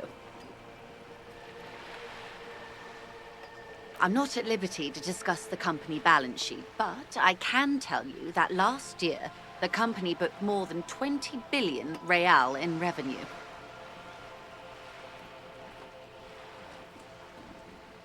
$20 billion is a large number, but the conglomerate employs 72,000 people. They all need to be paid. Then there are capital improvements, interest payments. A conglomerate the size of the Wild Pines is like a shark. If it stops moving, it will die. Then what becomes of those 72,000 families? It's a tremendous responsibility.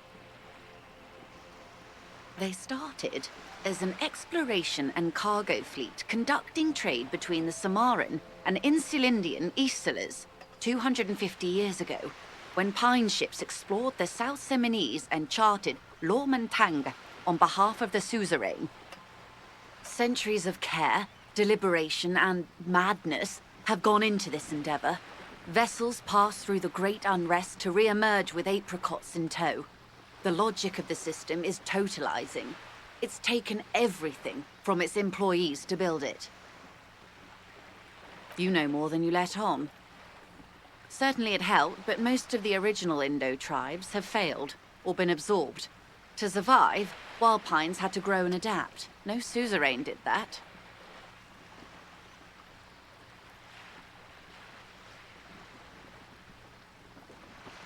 You mean aside from being the terminal's legal owners, who are responsible for moving 8% of the world's cargo?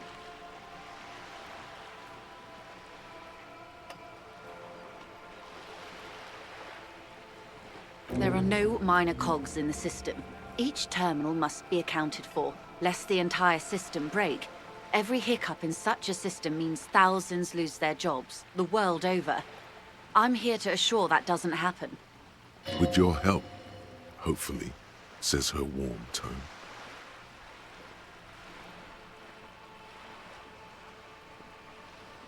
Everything. Right up to, but not including, trade secrets. First, you'd have to repeal the Emergencies Act of Trade in Aliments. That gives me the right to silence. It's quite the octopus. Good luck is only kept in place by the vested interests of half the civilized world, including your own. I'm afraid the Emergencies Act was put in place by the same coalition government that leases the RCM the right to police East Revachol. You'd be shooting yourself in the foot, in other words. But I am derailing us. You wanted to know about the strike. I believe the official title is Senior Labor Negotiator. In practice, I'm a grocery clerk. I relay the union's demands to Wild Pines and return with Wild Pines' counteroffer. They're not. That's the problem. The union stopped all negotiations a week ago, after that awful lynching took place. Wait, she just admitted that the lynching and the strike are connected. Now they won't even let me into the harbor. There's a 2-meter-20 racist behemoth blocking the gates.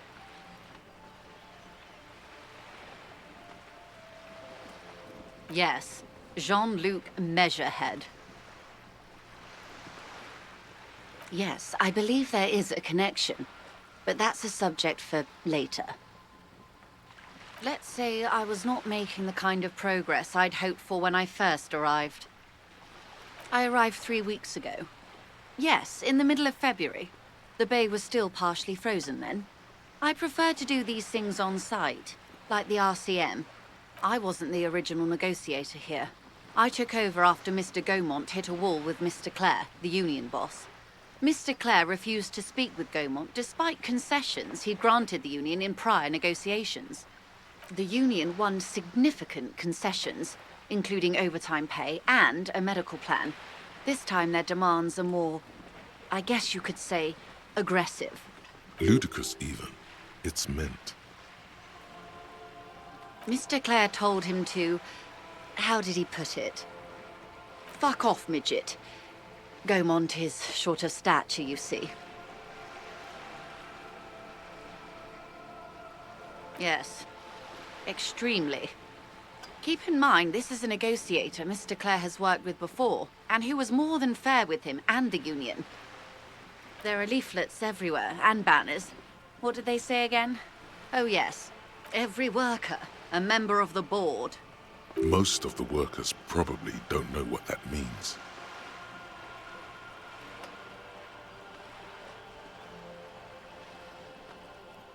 In its defense, another said, demand democracy. Pretty tame stuff compared to every worker, a member of the board. Fortunately, they explained it. Every time the Wild Pines group makes a decision about anything, it needs the signature of each of the 2,200 workers in its Martinez terminal. Just so you understand, this is but one of 22 terminals owned by Wild Pines. Essentially, not only are they kings of the company, they are also kings of the 72,000 employees of Wild Pines Group.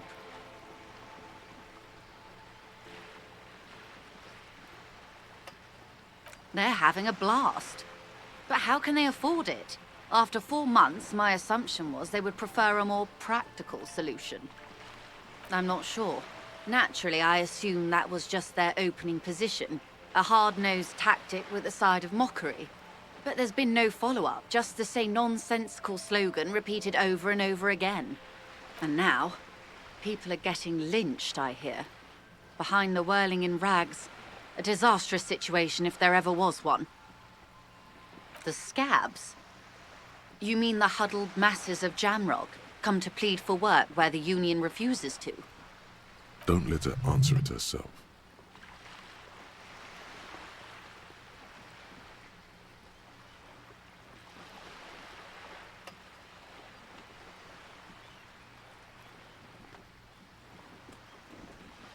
If these strikebreakers were organized by Wild Pines or its affiliates, then it would be a company secret. I could not share it with you. Not yet, at least. It's implied. She's open to discussing this matter with you at a later occasion. Everard Clare is a man of the utmost integrity. If you can say one thing about him, it's that he always puts the interests of the workers first. Of course not. Everard is fantastically corrupt. I imagine he has a thick, viscous goo where you and I have blood.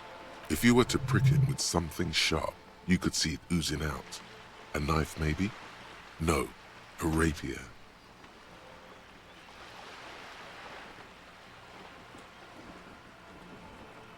Oh, heavens, no. We get along just fine. Yet, now that you mention it, I can't stop imagining that black treacle just dribbling down his double chin. He is the most corrupt individual I have ever seen, and I deal with men like him for a living. If there is anyone more venal, more irredeemably nepotistic, then it's his twin brother, Edgar. Yes, Edgar looks exactly like his brother, except for that lazy eye. He also talks exactly like Everard does, and when one's term as foreman is up, the other takes over. It's how they circumvent the term limits, you see, with a funny little switcheroo. While in office, they've embezzled God knows how much of their workers' dues. The Débardeurs Union was once a perfectly normal institution. 20 years ago, anyway. It must not have been easy to establish under the Emergency Act, but they did it. I can respect that. Organized labor at its best, as they say. Then something happened in the local chapter elections. The brothers Clare came and transformed it into a... how do you say?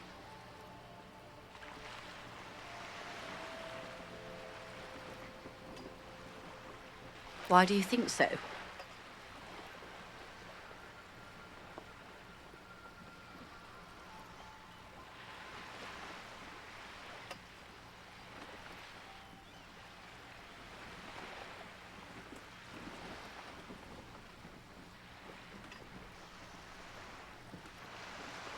Well, I suppose that's one way to look at it. They're an interesting composition, albeit vile. But enough about Everard. What else can I do for you? I'm glad you asked. There was a woman, the previous forewoman of the Union. She disappeared. Yes. On the last day of the local chapter elections, her daughter phoned in and said she wasn't running anymore. Or coming to work. Ever. End of story. This forewoman, her name?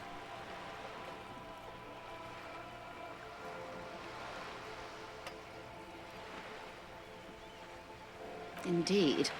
The company suspects foul play, but there's nothing they could do. It was a union matter. The point of the presentation is, these kinds of things happen around the Clares. Watch out when you're dealing with him. I'm glad you asked, yes. This forewoman. Sadly, the company records do not even give a name. She's just forewoman in private correspondence, Holly. I don't even know if it's a sir or given name, and I don't have access to the Union's files. Downright haunting, if you ask me. The Wild Pines, the point of the presentation is, of course. How else can I help? You have? And how... Finally, Time to choose sides.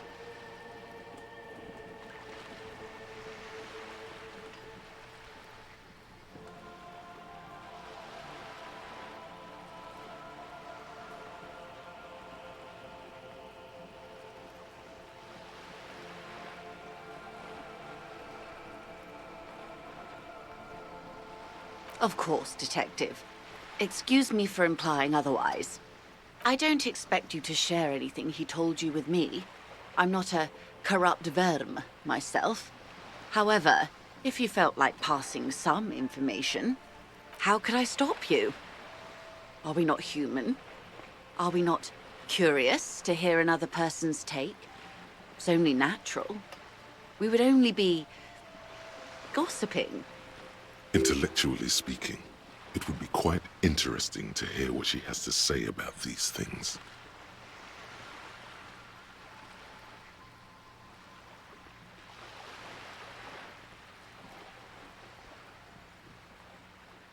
Did you now? What sort of borscht is he making? The strike brew. That's a classic. And by turn up the heat, I presume you mean put more alcohol in it? Why, if I may ask, why make them more drunk? Aren't they corked enough already?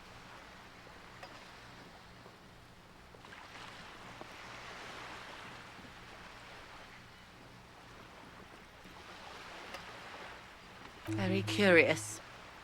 A very curious thing to do. What else? Oh. That's so helpful of him. So very, very helpful. And how is that going? Do you have any leads on that gun?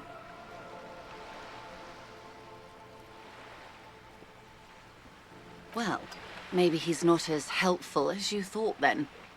Is there anything else? Of course, Detective. Should something come up later down the road, don't be afraid to drop by for a chat. Until then, is there anything I can help you with? Quite a few things, I'm afraid. The information I'm to share with you includes sensitive trade secrets.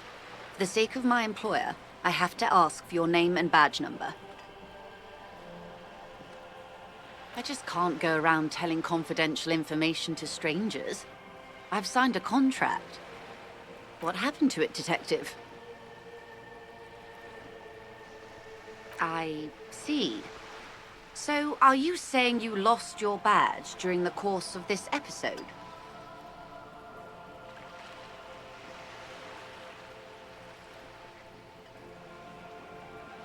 Oh dear. I suppose this does explain some of the more curious turns in our conversation. She must have been suspecting something for a while now. However, this isn't about my feelings. There's also protocol to consider. I'm afraid I can't say any more until I've seen that badge. Hang on. She's a professional negotiator. She should be open to some sort of mutually beneficial arrangement.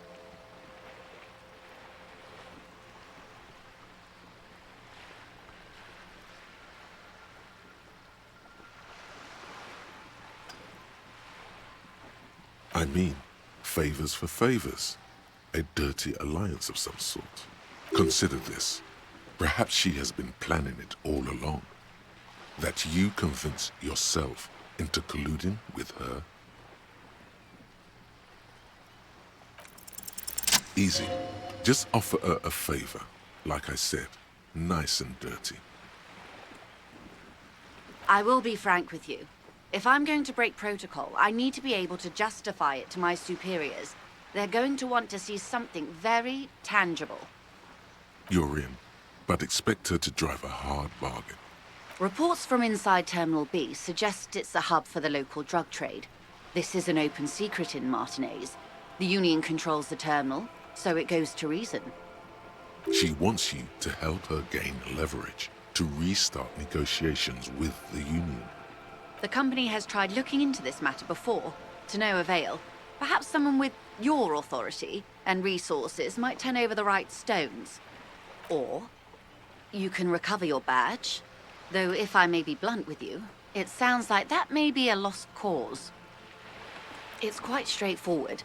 Someone is using Terminal B to smuggle raw ingredients from the Samaran Isola into Revachol with the Union's blessing. Wild Pines has suspected it for years. Meth and dextroamphetamine, GBL, and various synthetic psychedelics. Honestly, it might be quicker to say what you can't make from the stuff. Yes, after they clear the terminal, we lose track. The actual production is taking place at various sites in and around Jamrock Quarter, north of here. Yes, but you won't get anything out of Evrat and the Dockworkers Union. Still, every chain has its weak link. The handoff. The motor lorries at the roundabout. Precisely. Someone needs to move the ingredients from the harbor into the city. Once they reach Jamrock, they're distributed to a network of local manufacturers well beyond our grasp. But in transit, they're vulnerable. How convenient that they're stranded like beached whales at that roundabout. Perhaps you've noticed that a number of lorries are tangled in a traffic jam at the roundabout just now. Interview the drivers who are still hanging about. One of them might be waiting for a crucial shipment. Her irises are light green, like the river Esperance in bright daylight, upstream where it's clearer. I'll be explicit. If you find this driver, I will share company secrets with you. Uncovering Union secrets could also give you an upper hand when dealing with them.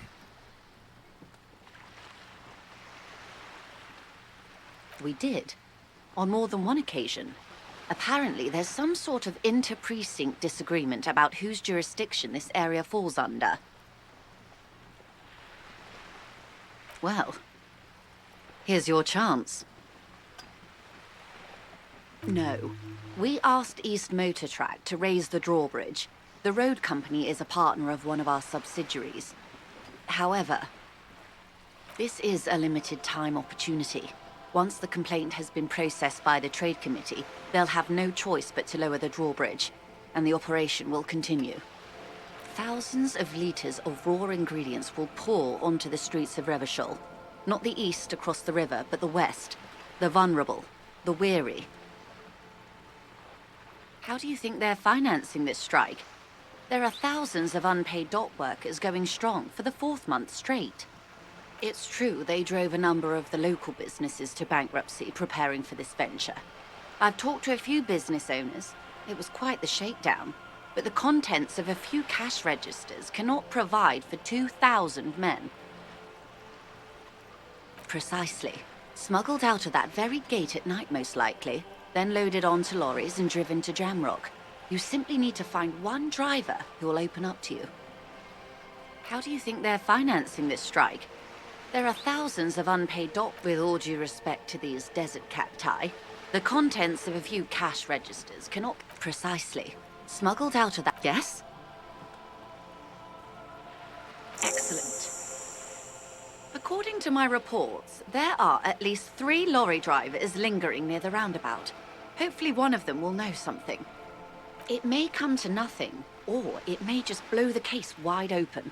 I suspect the traffic jam won't disperse for a few more days. You should have the time you need. In the meantime, let me know if there's any other way I may be of assistance. That's the man who was killed. I'm afraid this is a discussion for once we've cleared the lynching question.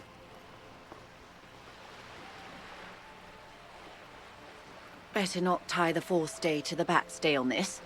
I hope there is something else I can help you with. Of course, Detective. Take...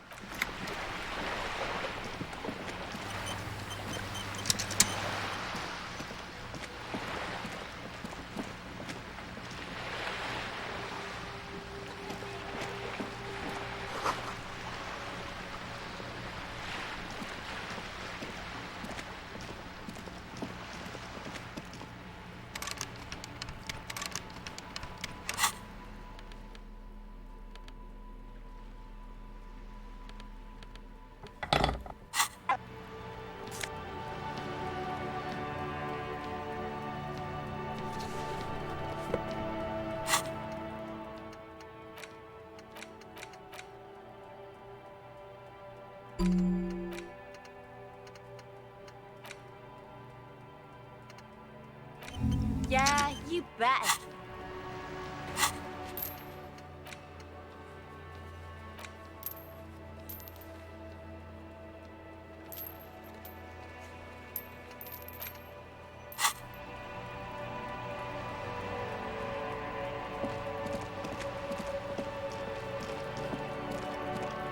This is a wall on the side of an apartment building.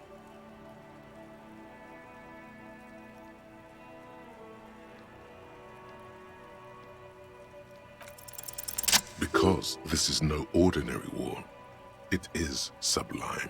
Look at it. The shadows, the colors. All the other walls on all the other houses must make a pilgrimage in adoration of this, the uncontested pinnacle of wallcraft, color peeled from the very face of God. O Wall Father,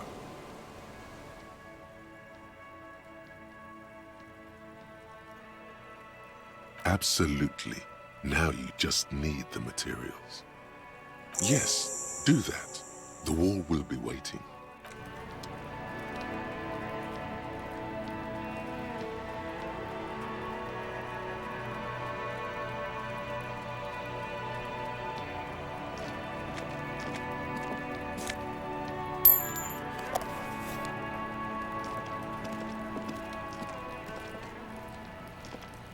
Are you trying to sneak up on me?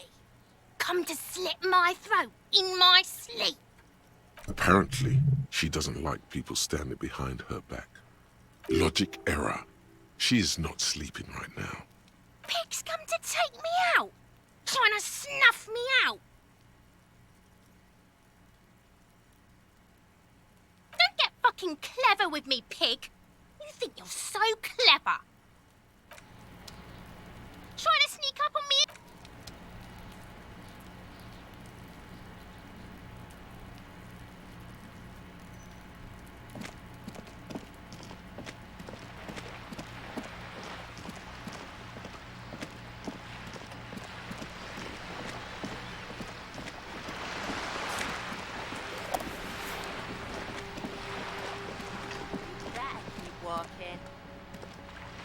A sturdy metal door guards the southwest entrance to the apartment building. It's locked. The door rattles against your knuckles, but there's no response. The door rattles again, but this time you hear an elderly woman's voice calling out from inside. Stop banging on the door! I'm not letting any more strangers inside.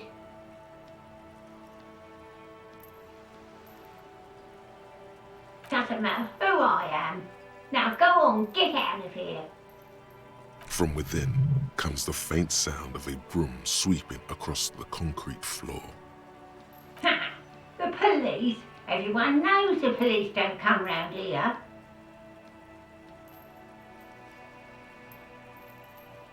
No, I already told you. I won't be responsible for any more strangers getting into the building. Go check the backyard door. Maybe someone there will. Backyard door? There must be another entrance to the east. The door rattles again, but this time you... Stop banging on the door!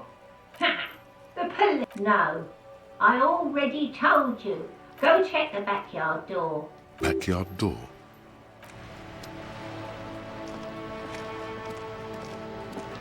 Look at me when I'm talking to you. The streets will flow red once more. A great torrent rushing down Rue de Esperance. You wait and see.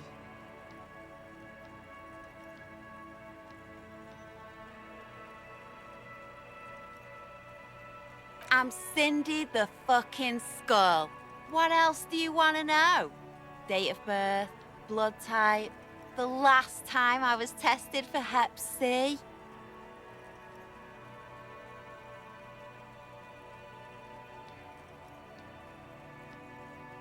Had a battery of tests just last week. I'm practically a patchwork of interesting critters. Kinda like a man-o'-war.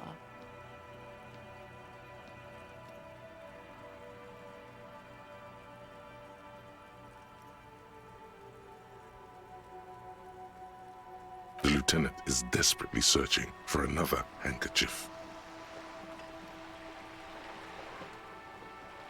Hatred, disgust, it's difficult to tell which of the two is more present in her girlish features. The woman on the boat does not notice her staring. That is on her. Someone's got to keep an eye on her. On a first-name basis with her, are we? Piggy's moving up in the world. Have you got a crush on her? Aching for an opportunity to defend her honor?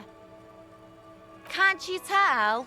I'm painting a beautiful mural, an aereo graffitio visible from low orbit. I haven't really started it yet. I'm waiting for the right words.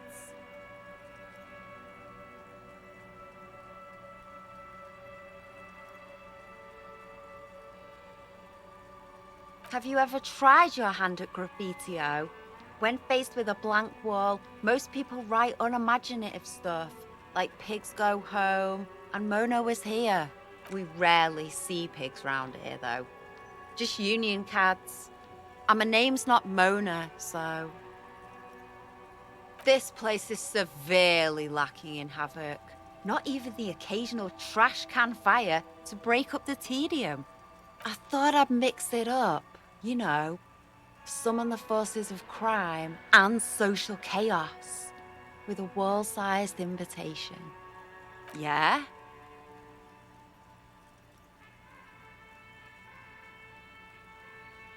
Thanks. I'm sure the inspiration will come to me now that I have an official RCM stamp of approval. She means the opposite. I ain't no snitch, pigstein. Go forth and forage in someone else's shit. No shortage of squealers in these parts. What do I care about some fucking tin eggshells? Ugh, alright, sad piggy. I'll give you this one. I saw a little girl in the fishing village running around with military-grade handwear. Looked cute as hell. If you haven't been there, the village is a shithole down the coast from the main plaza. Have a good time. No. That's all the snitching Cindy the Skull does for today. Actually, I don't even know why I told you what I just told you. I have a weakness for animals. It's the animal thing again. Damn it. What for?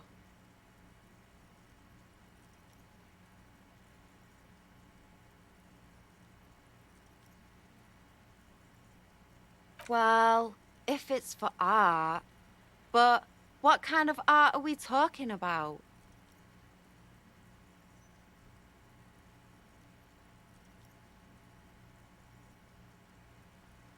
Sounds like you're just about to live out your self-pity, not make a statement. I can't have shit art on my conscience.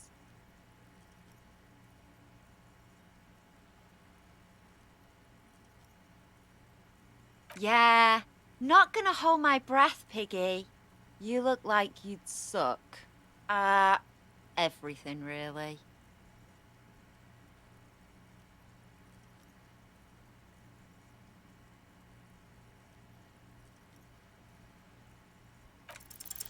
They do say the painter always paints his own portrait.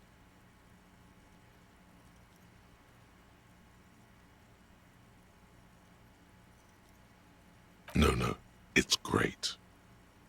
That's pretty fucked up. Even for you, Piggo.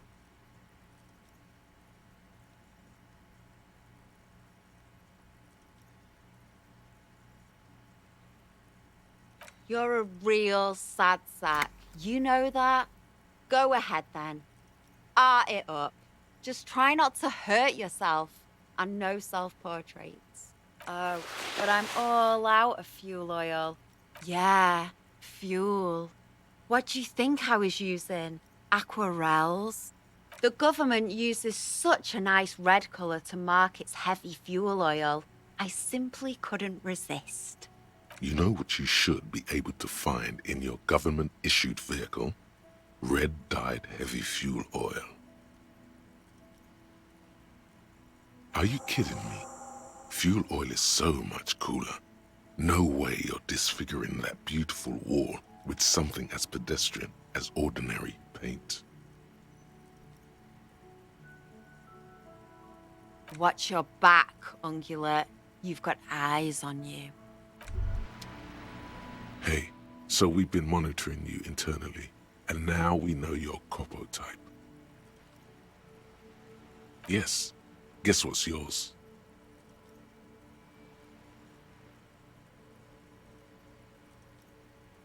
That is only a ludicrous daydream. Guess again. You're the sorry cop. The cop who's sorriest. Let's make it official then, shall we?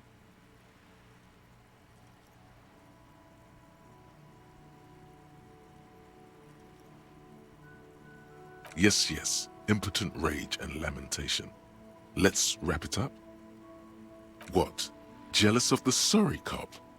I think they'll be fine. Don't worry. They'll be super, super fine. It'll be totally okay. You can dual Copo type from sorry to anything. No, you don't. Come on. You'll be back to saying sorry in 2 minutes. Stop wasting time and begin the repentance.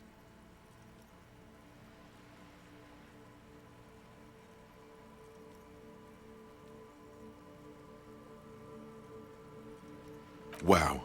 Okay. Fuck off. Maybe we were wrong about you then.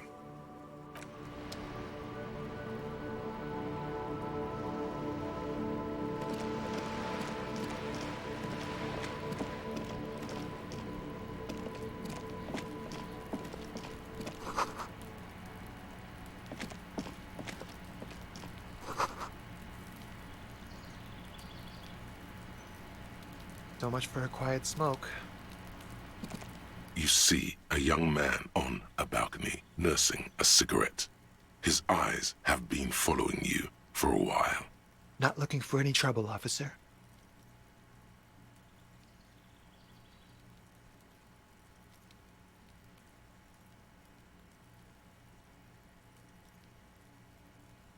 There's no trouble. I'm just speaking in a lowered voice. I don't want to be seen talking to the gendarmerie if that's okay. I just want to finish my cigarette. Don't let him go. This could be your witness. The balcony has a great view of the whole thing. Is it really that important? Like a nervous cat, he keeps stealing looks at the neighboring windows. All right, but make it quick. Once I finish this cigarette, I have to run.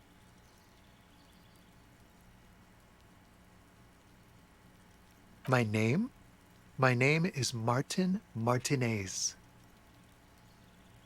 That's definitely not his real name. No, of course not. Could you please lower your voice? Help you? No, sorry, gendarme. I have to run. I can tell that you finally got him down. Thank you. It was quite a disturbing sight, even by Martinez standards. Oh. You already asked me that, didn't you? Wait, is someone else investigating the lynching? No, not you. Some more muscular type. I couldn't tell you. We don't usually see much of the gendarmerie around here. Last week? I don't know. Look. A downy blanket of white to cover up the miserable poverty of the scene. He's deflecting. He's young with a sharp memory. He hasn't had time to drown it in booze and chemicals. I had a friend over. It was my Sunday friend. He doesn't reply, gesturing no with his cigarette. Under the dull and darkening sky, the neighboring windows stand silent. No. We won't. Now, if you'll excuse me, I really need to get going. This isn't the place or time for questions. Who knows who might be watching from the distance, hidden behind the curtains? For a moment, the man on the balcony seems almost vulnerable. Something moves in the depths of his feline eyes. Compassion and a hint of understanding. There's snow gathering on his hair and on his shoulders, a speckle of white against the purple that hangs loose on his slender frame. I am sorry, but I really don't have the information you're looking for. But, hold on, what's that? For a split second, his hand lingers, as though gesturing towards a stone placed right next to the front door. It's a sign. Good luck with the investigation.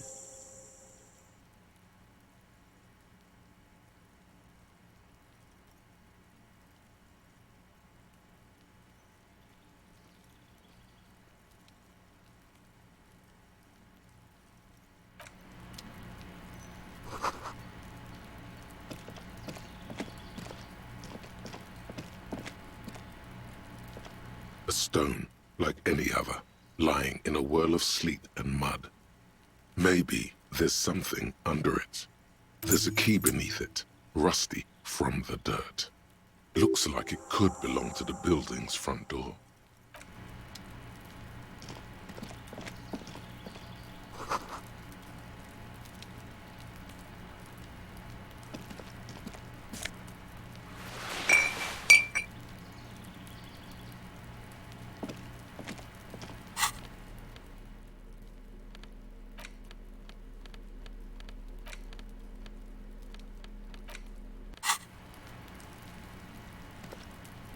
This must be it. The basement door is weather-worn. The copper nails holding the upholstery in place have turned green from sea air, and there's a knocker shaped like a lion's head. The royal lion, Guillaume's kitten. This knocker will last a lifetime and then some. The leather upholstery is worn and rough against your jaw. You don't hear any movement. In fact, it's oddly silent in the yard around you. No birds chirp. You knock silently. The upholstery muffles the sound. No response comes from the apartment. You're pretty sure the owner of the apartment isn't here. It's safe-ish. You try to be as silent as you can. It takes a bit of rattling of the handle to loosen the bolt. Finally, the door unlocks with a small clack. Thoughts race through your head. There's nothing else to do than to leave and tell Everard. No conceivable reason for you to intrude on the premises. There might be important information in the apartment. I mean, there might. As you hold the open door, you can feel the air moving. A little draft, a whistle.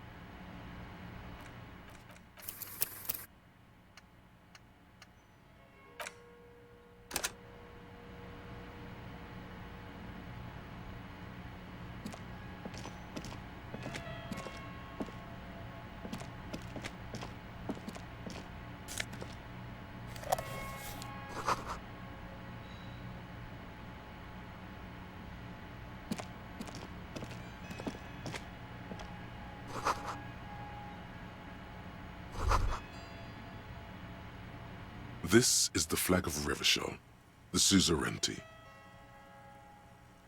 This isn't just one sun, but there are little suns dancing around the big sun. This is the sevenfold sun miracle. It's an optical atmospheric anomaly the first settlers saw. Happens in cold weather. 6 small suns around the big one. This complex halo phenomena is how old Revachol got its flag. The flag accepts your honorable salute with quiet dignity. It's clear you like the hard stuff, Brota.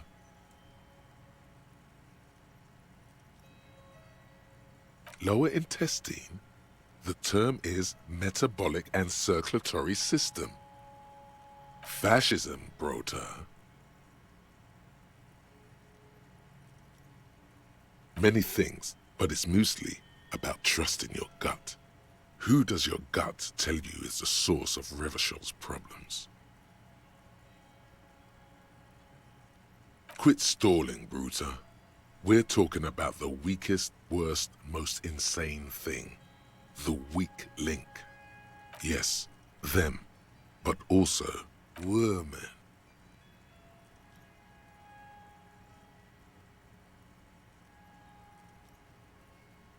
Women, men of war. You don't like them. They're insane. Their idiocy needs to be scrubbed off this world with rubbing alcohol. Woo men need to go back to the fucking kitchen.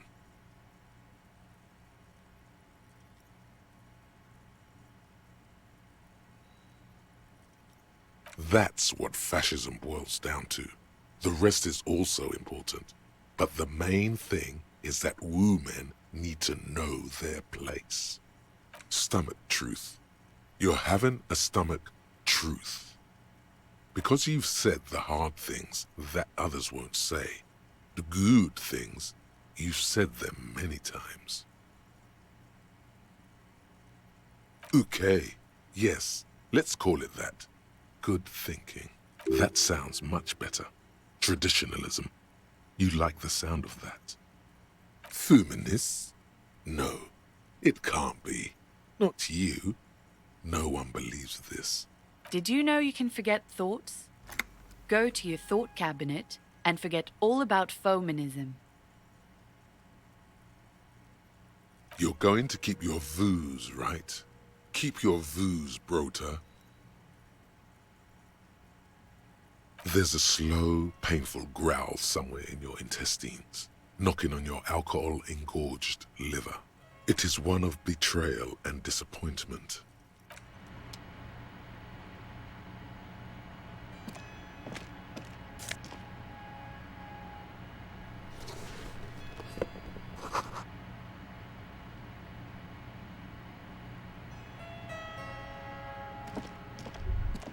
A row of mugs sits on the shelf.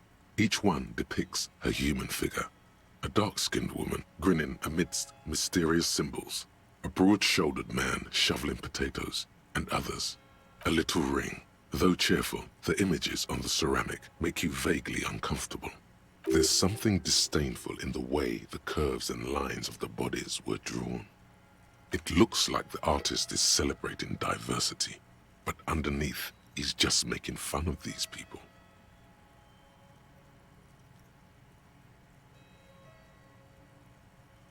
No one's telling you to like him. You might learn something from him, though. Yes, your broken mug friend would feel very much at home here. The same humor, the same mocking lines. The owner of this collection could be dumping his trash in the Whirling's container. An interesting little clue. Let's see where this goes. Clues have a way of magically connecting to other clues down the road. Perhaps you should break into apartments more often. Who knows? Could be. But this clothes in a trash lead doesn't really seem like it's going anywhere. Still, good thing to keep in mind. You could ask Everard who this person is once you're done here.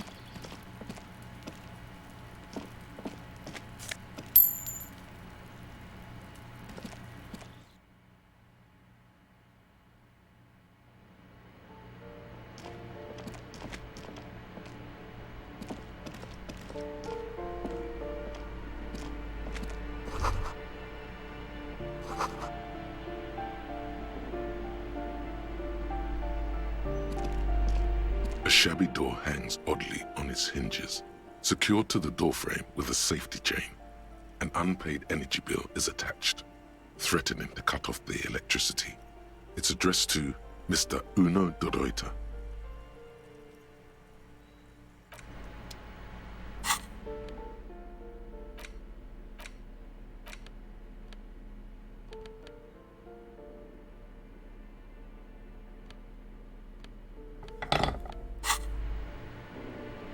A shabby door hangs oddly on its hinges, secured to the doorframe with a safety chain. An unpaid energy bill is attached. Threatened no response. The apartment numbers have fallen off the door, leaving the panel with a sticky 1 shaped shadow and a marker drawn 2. Good thing you already have the chain cutters in your hand. Nothing left to do now but snip, snip, snip. The cutter goes through them like dead leaves. The links fall to the ground on the other side of the door. You can just go in now.